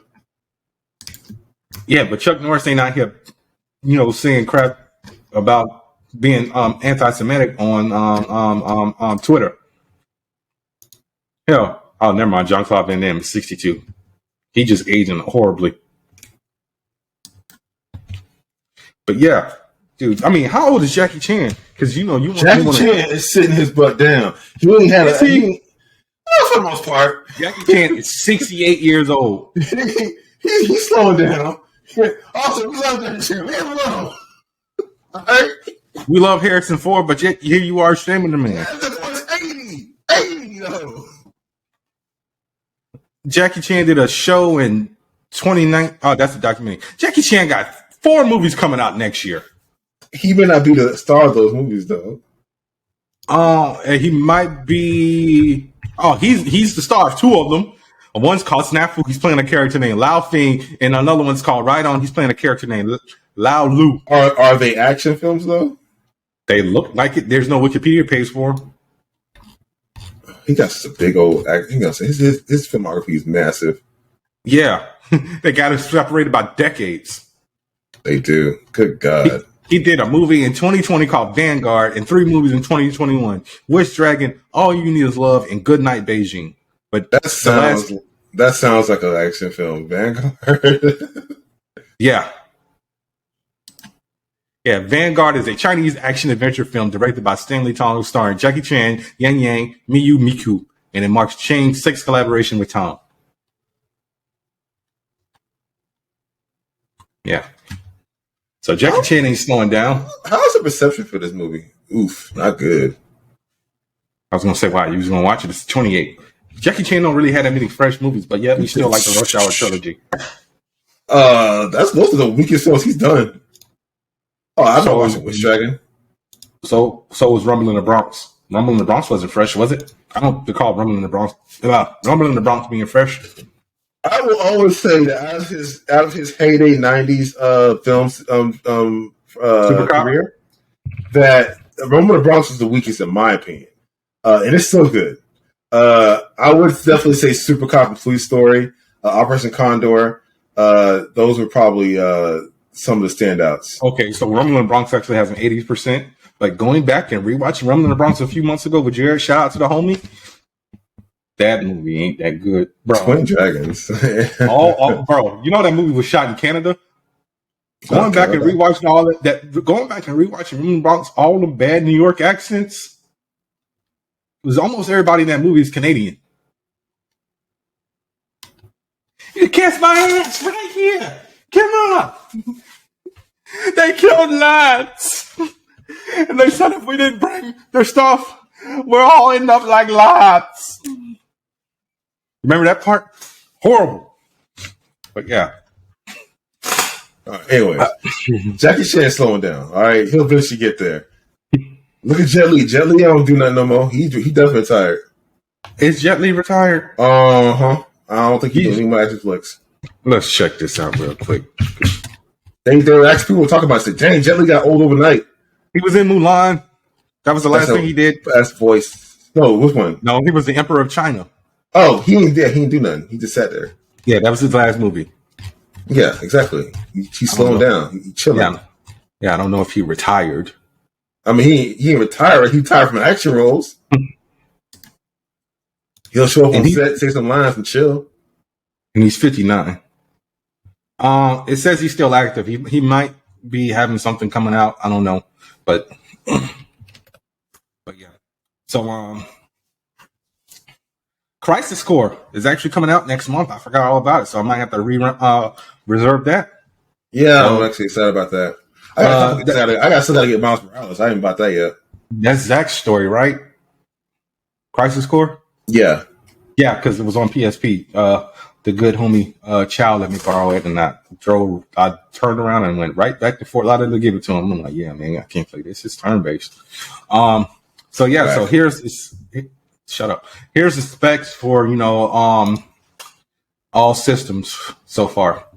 PlayStation 5, your resolution. PlayStation 5 and PS4 Pro, your resolutions will be 3840 by 2160, aka 4K resolution. But the PS5's frame rate will be 60 frames. The PS4 will be 30 frames, as well as the regular PS4. PS4's resolution will just be standard 1080. Xbox Series X will be 4K with a 60 frame rate per second. The Series S, which we already called the weakest one, thanks for ruining Gotham Knights, you sack of shit, will have a 10. I'm sorry, Cap. I think Gotham Knights ruined Gotham Knights. So you don't think the developer was being honest? I think the developer dropped the ball and was trying to hide and trying to point fault. That game has other issues besides frame rate. I get it. Loot system, blah, blah, blah, blah. Yeah, there's game design decisions that were made in that game that made it unfun. If it had a frame rate issue, that game wouldn't be getting that much hate. That game is just not fun. All right, it's not fun. Just cop to it. It's not fun. Admit it. It's not fun. I mean, I can't admit it. I didn't play it. But so the Series S will only have a 1080 frame rate. I mean, not 1080 frame rate, 1080 resolution with a 60 frames per second. The Xbox Series X will have 30 frame rates as well as the Series S, but the X will have a resolution of 4K. The S will have 1080. Xbox One will have 1080 with 30 frames per second. The Switch, both in handheld and TV mode, will have a frame rate of 30 frames per second with a resolution of 1280 by 720. Steam will be display dependent with a frame rate of either 30, 60, or 120 frames per second. So, yeah, I mean, I don't know if I'm going to pre-order this game. I got to check to see if it has any bonuses, like weapons or whatnot.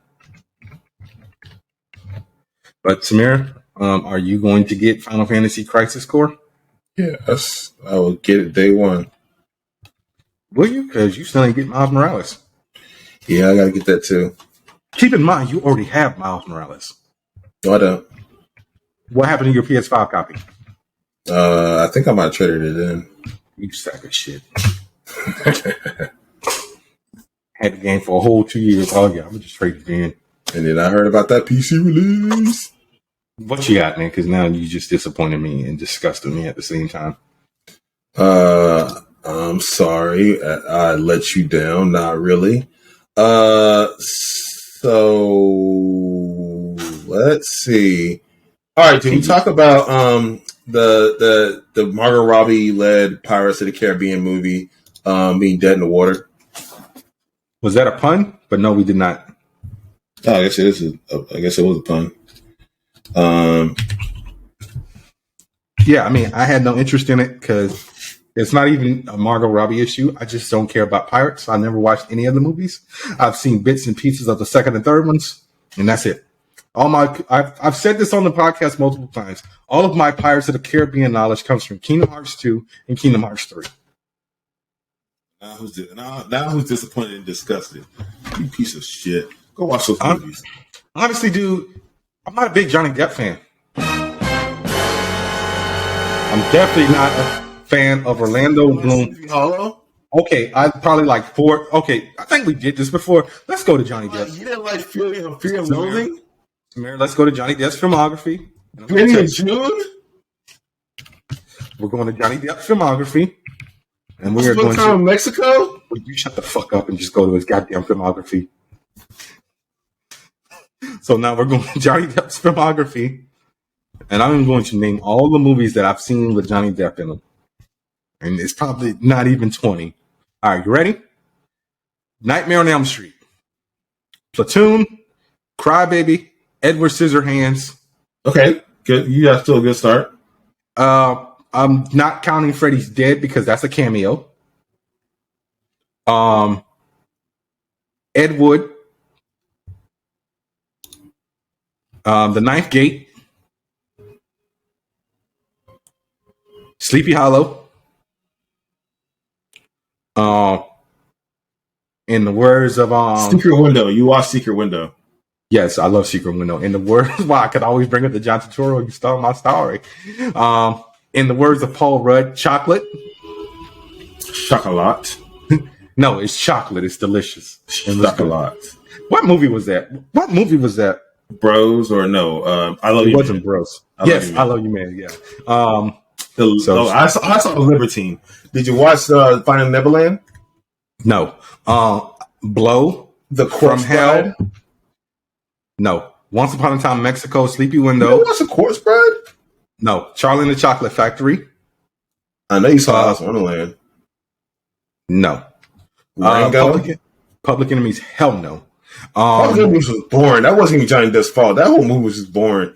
It really was. It had a good cast too. Have you seen who's in this movie? Yeah, I saw it. Yeah, it was. And you would think it would be just a home run. This movie was so boring. It was him and Christian Bell. They were the leads. Stephen Dorff, Stephen Graham, Anthony Mackie. Yeah, I forgot Anthony Mackie was in it. Marion Cotillard. It's like, dude, it was a good cast. Who was that again? She played whatchamacallit in The Dark Knight Rises, right? Yeah. Yeah. She played Talia. Yeah, how we let that shit slide, I don't know. She's a great actress. I just don't think she should have played Talia. I don't think anyone should have played anyone in that movie. I don't know. I'm not counting 21 Jump Street because that was a cameo. Dark Shadows. Did not watch it. I don't know. Okay. Oh, that's an example. This movie's bad, and I love this movie. I love Dark Shadows. Dark Shadows. I love Dark Shadows, and it is not a good movie. And I guilty pleasure watch this movie at least once a year. It's a certain way, and I will never say this movie's good, but I enjoy it. Stop standing bad movies. You can love them, but just recognize they're bad. Okay. Black Mass. I did not watch Black Mass. Speaking of bad Johnny Depp movies, Transcendence. That wasn't his fault, but yeah, that's pretty bad. Yeah, I got dragged to see that one. Both the Fantastic Beasts movies, obviously. Oh yeah, Murder on the Orient Express, and that looks like it might be it because I did not watch Scene 2 or Minimum Manta. So yeah, that's it. I lost count. So nope, that one doesn't count. Does the Imaginarium of Dr. Parnassus count? Yeah, no, because he took over for Heath Ledger. I mean, yeah, him, Jude Law. I mean, but he's. I mean, it was a walk on. I mean, no, I wouldn't say it counts. Okay, so it was a favorite homage to Heath Ledger. Which that movie was, I don't know. People love that movie, but I don't think it's that good. Samir, I keep telling you, it's just like The Dark Knight. People only love that movie because Heath Ledger died. Trust me, if Heath Ledger wouldn't have died... Actually, no, scratch that. These movies, these reviews are pretty mid. Like, it barely made it past. I know. Yeah, it's no, the audience loves the movie. But that's what I'm also talking about. So, that movie probably would not have gotten the praise it's gotten if Heath Ledger didn't die. Because you got to think about it. Out of all the Heath Ledger movies, people only talk about those two movies. People don't talk about 10 Things I Hate About You. People don't talk about A Goddamn Knight's Tale. People don't talk about Brokeback Mountain. It's always either The Dark Knight or The Imaginarium of Dr. Parnassus. At least watch Brokeback Mountain. Or watch 10 Things I Hate About You. I've watched that like years later down the line.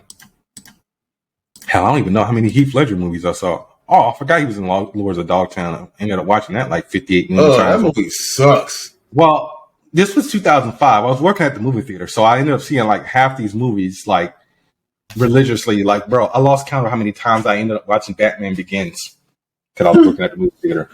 That Beauty Shop, Guess Who? What else came out in 2005? The Ring 2, Cursed. I can't remember what else. Oh, Robots with Robin Williams. Whose turn is it? It's your turn. I brought up the spec for Final Fantasy. Oh, okay. All right. I'm gonna do a quick little. I was gonna say, are you about to do your hot take? I'm gonna do the hot take next. Okay. All right. So I'm gonna talk on the nomination for best narrative experience. I forget the actual. Let me look up the actual name of the award that they're nominating for. So the Game Awards reveals its nominations, and the nominations for the I'm trying to find it. God dang it. Long story short, the nominations for the particular category for narrative gameplay includes God of War Ragnarok, Horizons Forbidden West. I think it was Game of the Year. No, well, Game of the Year is whatever. Of course, it's going to be those. But this one in particular was strictly focusing on narrative. And they basically, people are raising an eyebrow at Elden Ring's inclusion in the nomination for a story, which is mostly told through cryptic interactions with NPCs and item descriptions and world design features. It doesn't really have a traditionally structured narrative. And people are arguing whether it can be considered in this category at all. So yeah, guys, we went on a huge rant about this when we originally recorded. I'm gonna try to see if I can find the salvage what I can. Don't even waste your time. Well, no, I'll probably splice it on the end of this episode or something, so then people can hear like the thoughts that we originally had and like how we got heated and almost like wanted to slap each other through the computer before.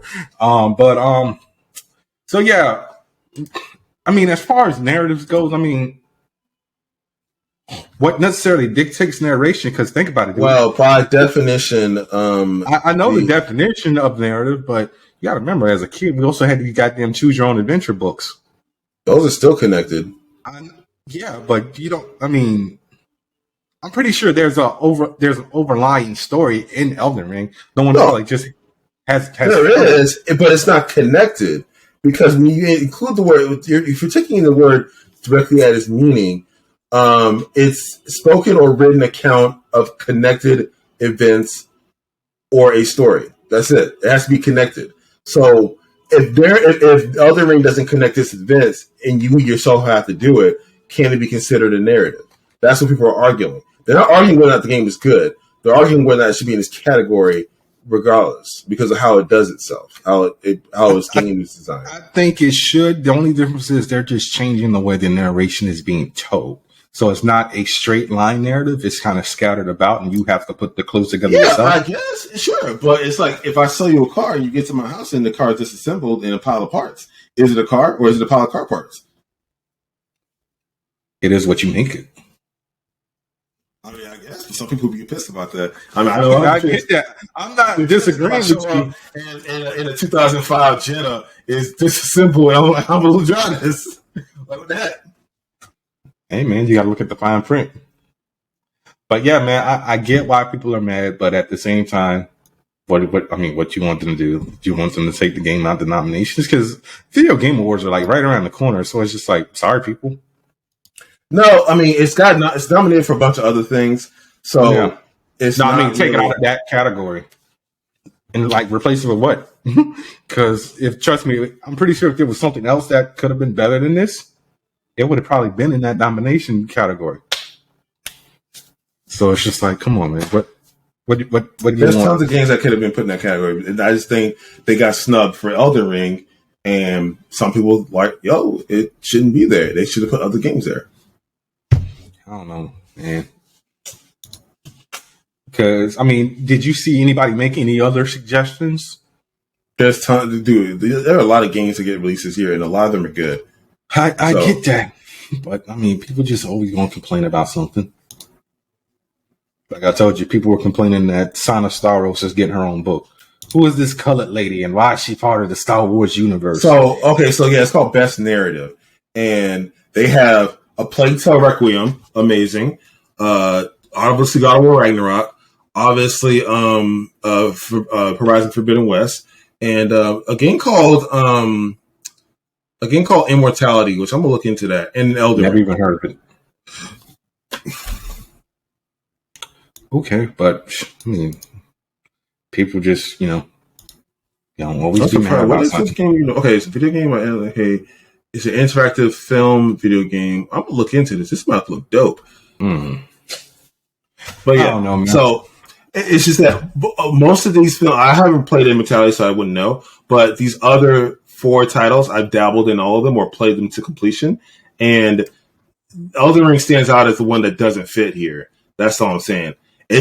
Just because you're the best runner doesn't mean you're the best swimmer. I don't think it needs to be here. It's good at so many other things. Yeah. Yeah, man. I mean, it is. And Game of the Year, just to put that out there, Game of the Year is including Plague Tale Requiem, which I gotta get on this game because it's good. Dear God, it's it must be really good if it's already in this category.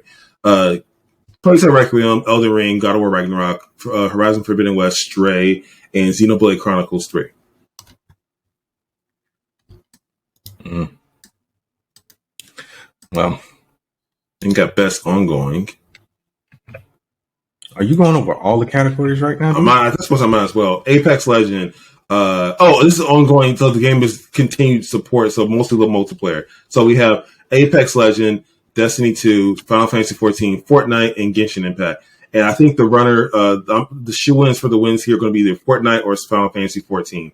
They're the 2 juggernauts in this particular category. The other ones obviously are working and have a very solid player base, but they don't. Now these 2. I'm going to do 2 more categories and we'll move on to your story. Let's do Best Performance. Okay, we have Ashley Birch for Horizon Forbidden West. Go ahead, girl. We have Charlotte McBurney for Plague Tale Requiem. This game's getting accolades. And then we have Christopher Judge for God of War Ragnarok. So obviously, he might honestly win. We have Immortality again for Manon Gage. Gosh, she sounds very Finch. And then God of War Ragnarok for Sonny Soljic. I think he plays Atreus. Yeah, that's the guy who plays Atreus. Yeah. Very interesting. Loving the haircut, Ashley. That looks good. I like that she's got the pixie cut. It's a good look for her. And let's see. Next is Best. You want to do Best Indie or Best Art Direction? Let's go with Art Direction. I really don't play indies like that. Best Art Direction. Let's see what we got here. All right. Best Art Direction. We have Elden Ring, God of War Ragnarok, Horizon Forbidden West, Scorn. Okay, I see Scorn, and Stray. This category, perfectly fine with all these. I would argue, a lot of these are done by votes, so I think just people are voting on them. So the Game Awards are a weird thing to begin with, to be honest. But interesting titles in here. I gotta check out Immortality, and I gotta purchase Plague Tale Requiem. I gotta finish Horizon Forbidden West and goddamn Ratchet & Clank Ripped Apart. You about to be 3 years in on that game. Like Ratchet & Clank is a launch title for the PS5. Hurry up. Yeah, I know. I know. Don't judge me. But the reason why I brought this up was because I was looking at my next story, and apparently Scott Porter, who provided the voice of Harry Osborn in the first Spider-Man game for PlayStation, will not be reprising the role for Spider-Man 2. So he actually did a tweet and delete, and he said that Insomniac has opted for photorealism in the second game. And I guess he's a little bit older than the character. But I mean, like at this point, stop with the goddamn photorealism. Like I'm taking a page out of Samir's book right now. The voice actor doesn't have to look like the character. The original face on Peter Parker looked a little bit like Yuri Lowenthal. As long as the voice works, that's all that really matters at this point. Jonas doesn't look like Kratos. He does the motion capture. He don't look like Kratos. Okay, and that's fine. I mean, you do know who Christopher Judge is, right? Yeah, he was in Stargate HG Gun. Okay, just making sure. He's an actor. What the heck? Of course I know who Christopher Judge is. Why would you think I not know that? I want Stargate, the movie and the series. Don't forget, he also tried to rape Tisha Campbell in House Party 2.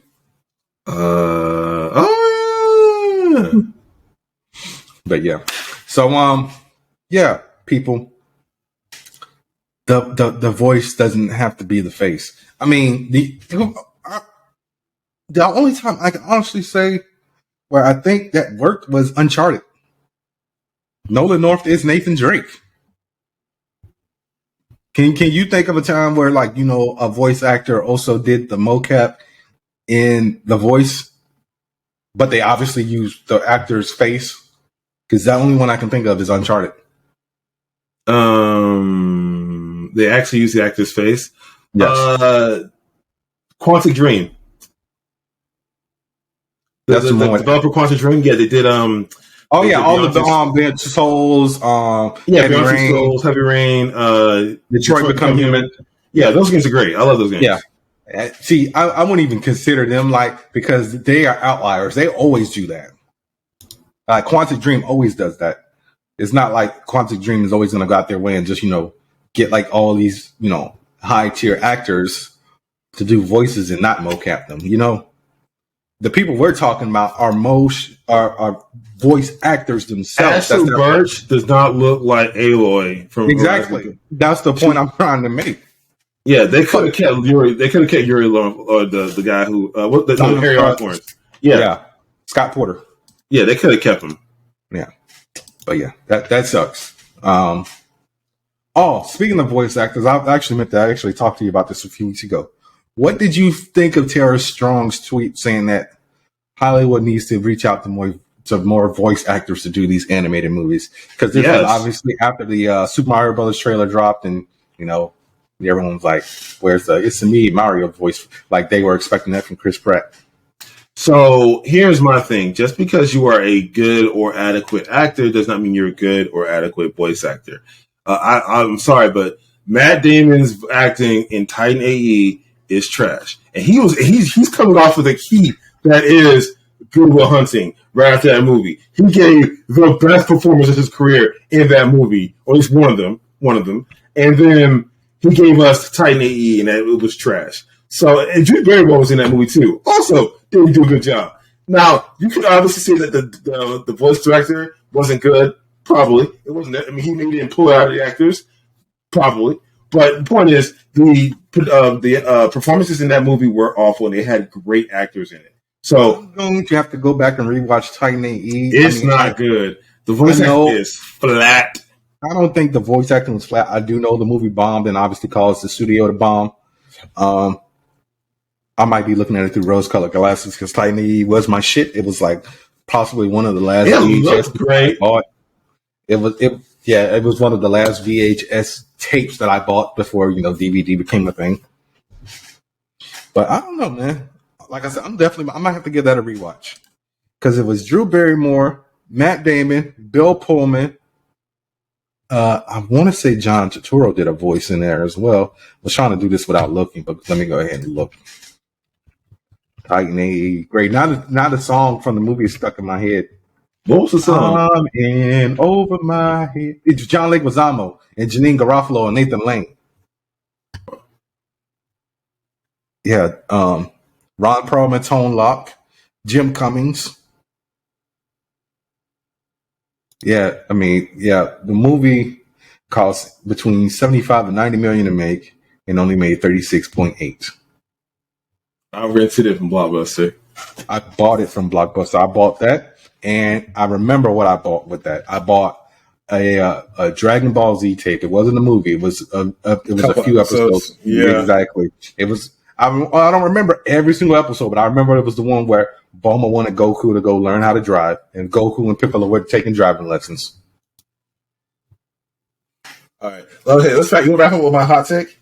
Yeah, let's see what you got to say now. Okay, so I recently came across a Reddit post, and someone was saying that the Tom Cruise led film "Live, Die, Repeat" or "The Edge of Tomorrow" is an underrated sci-fi classic, and it is the movie starring Tom Cruise and Emily Blunt, and who else is in that? I want to say there's another big actor in that movie. A couple big actors in that movie. Anyways, I want to say I disagree. Okay, I think Paxton. There you go, Bill Paxton. Yeah, Bill Paxton. Yeah. Don't forget Brandon Gleeson. Oh yeah, I do. Yeah, Brandon Gleeson was in it. Don't you dare forget Mad Eye Movie. What's wrong with you? So I want to say that I think that movie has all the recognition it deserves, and here's why. All right, if you didn't know, is adapted from the light novel. All you need is Kill by Ryosuke Takeuchi. Okay, and this light novel, and it's also been adapted into a manga by. What did you say it was by? I think it's by. Hang on, maybe I got it wrong. Let me. It's Hiroshi Tsukazara. That's what. Yeah. Okay. Yeah. I mixed up the writer for the manga with the original art writer. Yeah. That's what you're talking about. Sakura Zaka. There we go.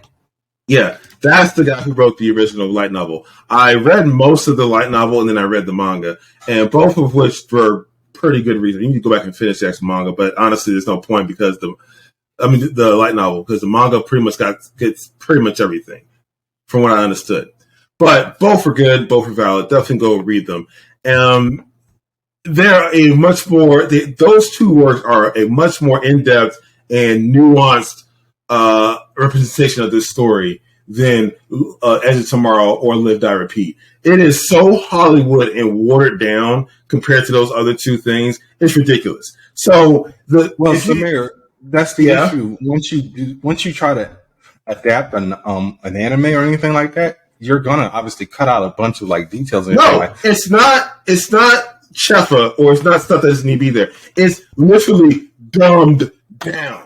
Okay, it is not as smart as its original work. So the main character gets stuck in a tachyon field, which causes a time temporal thing, and basically he's stuck in a loop. Right, that's what happened, and he's stuck, and especially in this network of brains that are tied into a hive mind, and that's what's maintaining the field. Okay, the other guy, alien blood got him. That's what happened. The alien bled on him, and now he's in the network. There's no tachyons. There's no pseudoscience, astrophysics. It's just alien blood, and he bled, and it fell out of him. I mean, okay, no, it's dumb. All right, it's made for. It's a popcorn movie made for easy consumption by the masses instead of actually making you think. It's dumb. All right, and that's fine. It can be dumb, but I don't think it's a gem that people try to make it out to be. Another hot take: the way they treated its leading female, Rita Vertosky, played by Emily Blunt, was egregious compared to her comic and or novel counterpart. Okay. So Rita Vertosky in the book, both of them made Rita, by the way. They didn't actually. Funny story. They whitewashed Tom Cruise's character. Rita is Russian. Rita's Russian in both the light novel and the manga. You know, so there's that. So Rita's character, they obviously treat her as an equal the whole time. When you meet her in the film, she's already out of the network. She doesn't have nearly as much ability as she used to. And she has to play second fiddle to Tom Cruise's character the entire film, right? In the entirety of the light novel and the manga, he spends the entire time trying to catch up to her because she's still in there wrecking house and wrecking shit. And when he finally, Samir, yes, you ready to get pissed off? Go ahead.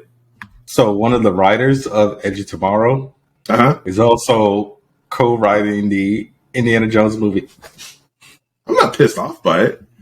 I mean, again, make no mistake. This movie is a good movie. All right, it's just that comparing it to its source material, I have to draw some issues with it. But Samir, we've gone over this time and time again. Adaptations suck for the most part. They can suck, but then we get pieces of work like Cyberpunk Edge Runner and Arcane League of Legends. Talking film. We always get. Hey, I always say that Luda Battle Angel is a great adaptation based on what it gave us. All right, honestly, it didn't take that many liberties, and you get pretty much the entirety of the OVA premise. They clearly did their homework. Okay, but the point I'm trying to make is stuff is always going to get cut out. How many times have we complained about the lack of Quidditch in the Harry Potter movies? A lot. I really miss Quidditch in the Harry Potter movies. But there's one thing about cutting stuff out, another thing about changing the aspect of your world building entirely. And you have to remember, Samir, that was the early 2010s. That movie came out in 2014. So it's like, how many like true to story adaptations did we have at that point? Barely any, if that. Watchmen. But what did they do with Watchmen? They changed the ending. Yeah, which the ending was unadaptable. So there's that. I don't think this is unadaptable though. Also, 300, also a Zack Snyder production. Yeah, but 300 is just like a straight line story. There's really not much you can change in 300. There isn't, but you'd be surprised how often they change a lot of things and it makes no sense. I mean, how did Bryan Singer kill an unkillable character? Because he's a piece of garbage. All right, that's how he did it. Not bringing it back to Bryan Singer, okay? No, I'm always bringing it back. May his line be infested with lice. This whole house. You're going to make me channel Will Smith and just say, keep Bryan Singer's name out your fucking mouth. No, we're going to put it where it belongs. Okay, so going back to no, this is what I want to say. For all we know, that could have been a executive producer call. Change this because maybe people won't get it. Regardless of where the call came from, the end result is they think the audience is dumb. That's what my hot take is about this whole thing. I wouldn't say they think the audience is dumb. I would probably think that the producer thinks the audience is dumb. Not hold on a second. I gotta you sent me a text. Yeah, but you can look at it later. No, it wasn't that. Somebody else hit me up. I'm just telling them I'm gonna call them in a minute. What was I gonna say? So going back to Rita Batoski, right? Yeah. By the time he finally caught up to her, he confronted her, and they had this instant connection. And their relationship, which mind you, isn't as straightforward as, oh yeah, I developed feelings for you, now I want to protect you. It's like she literally became a damsel in the distress in the movie, practically. Like that was pretty much her only point there is to be a love interest to the main character. Whereas in the light novel or manga, their relationship is pretty undefined. It looks just like, friendship, like a kindred bond, like just two people stuck in the same situation, and they just share this beautiful moment, and it just stretches indefinitely for this long, indeterminate amount of time. And then, of course, they have to go suit up and wreck shit. The suits look so much cooler in the manga. The light novel's cover art has some interesting takes on the art, too. It looks actually pretty close to the movie. So that's the one thing they got. The mech's kind of cool. The suits, anyways, they're all right. But yeah, so I don't want to ruin it for you because I want you to read the actual work. So I'm not going to ruin the ending. But the ending is beautiful. Talking to you guys because I'm not going to read it. I can't. I used to be able to read from right to left, but I don't know, something's wrong with my brain now. I can't do it. It's broken. So, anyways, I'm not going to ruin it for you. You said something's wrong with my brain, and yet you still have to tell people my brain's broken.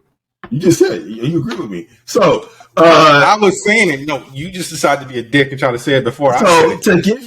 to give you some motivation or another recommendation for this series, because it's only like 2 volumes. It's a very short story, and the novel isn't that long either.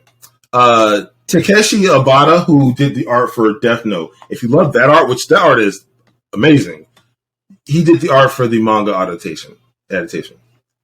So give it a chance. It's so much better than that Hollywood tripe that came out. If it was an original work, it being a sci-fi classic. But because it came from such lofty heights of sci-fi ingenuity and just downright cool, just so cool is this series that I have to give it a D-. Because what happened? Like, really? Like, Dude, I still like Edge of Tomorrow. yeah, because you didn't read the original work. Go read the original work. Or better yet, if you want to be lazy with Bernard, go. There's a video on YouTube that does a comparison on the source material to that movie and shows you what they changed, and it just makes it look really dumb. Like, even better than I did. They placed it. They stated it more eloquently, and they offer more nuance to this argument. As much as I think I did too, but they did it better in there. They're a little more structured. So yeah, go check that video. I forget who did it, but Okay. I'm trying to remember who the hell these wrestlers are that you sent me. I know they're part of the Anoa'i family tree. It's just like I'm trying to remember who they are now. It's so bad. I'm like, if anyone I have to agree with this person's post. It's like, wrestling sucks now, and then they go back and look how bad wrestling used to be. Yeah, It's like, bro, people just hate wrestling. It's like, I don't hate wrestling. I think it's great. It's honestly, it still slaps to this day. no, people just want the Attitude Era. Attitude Era is gone.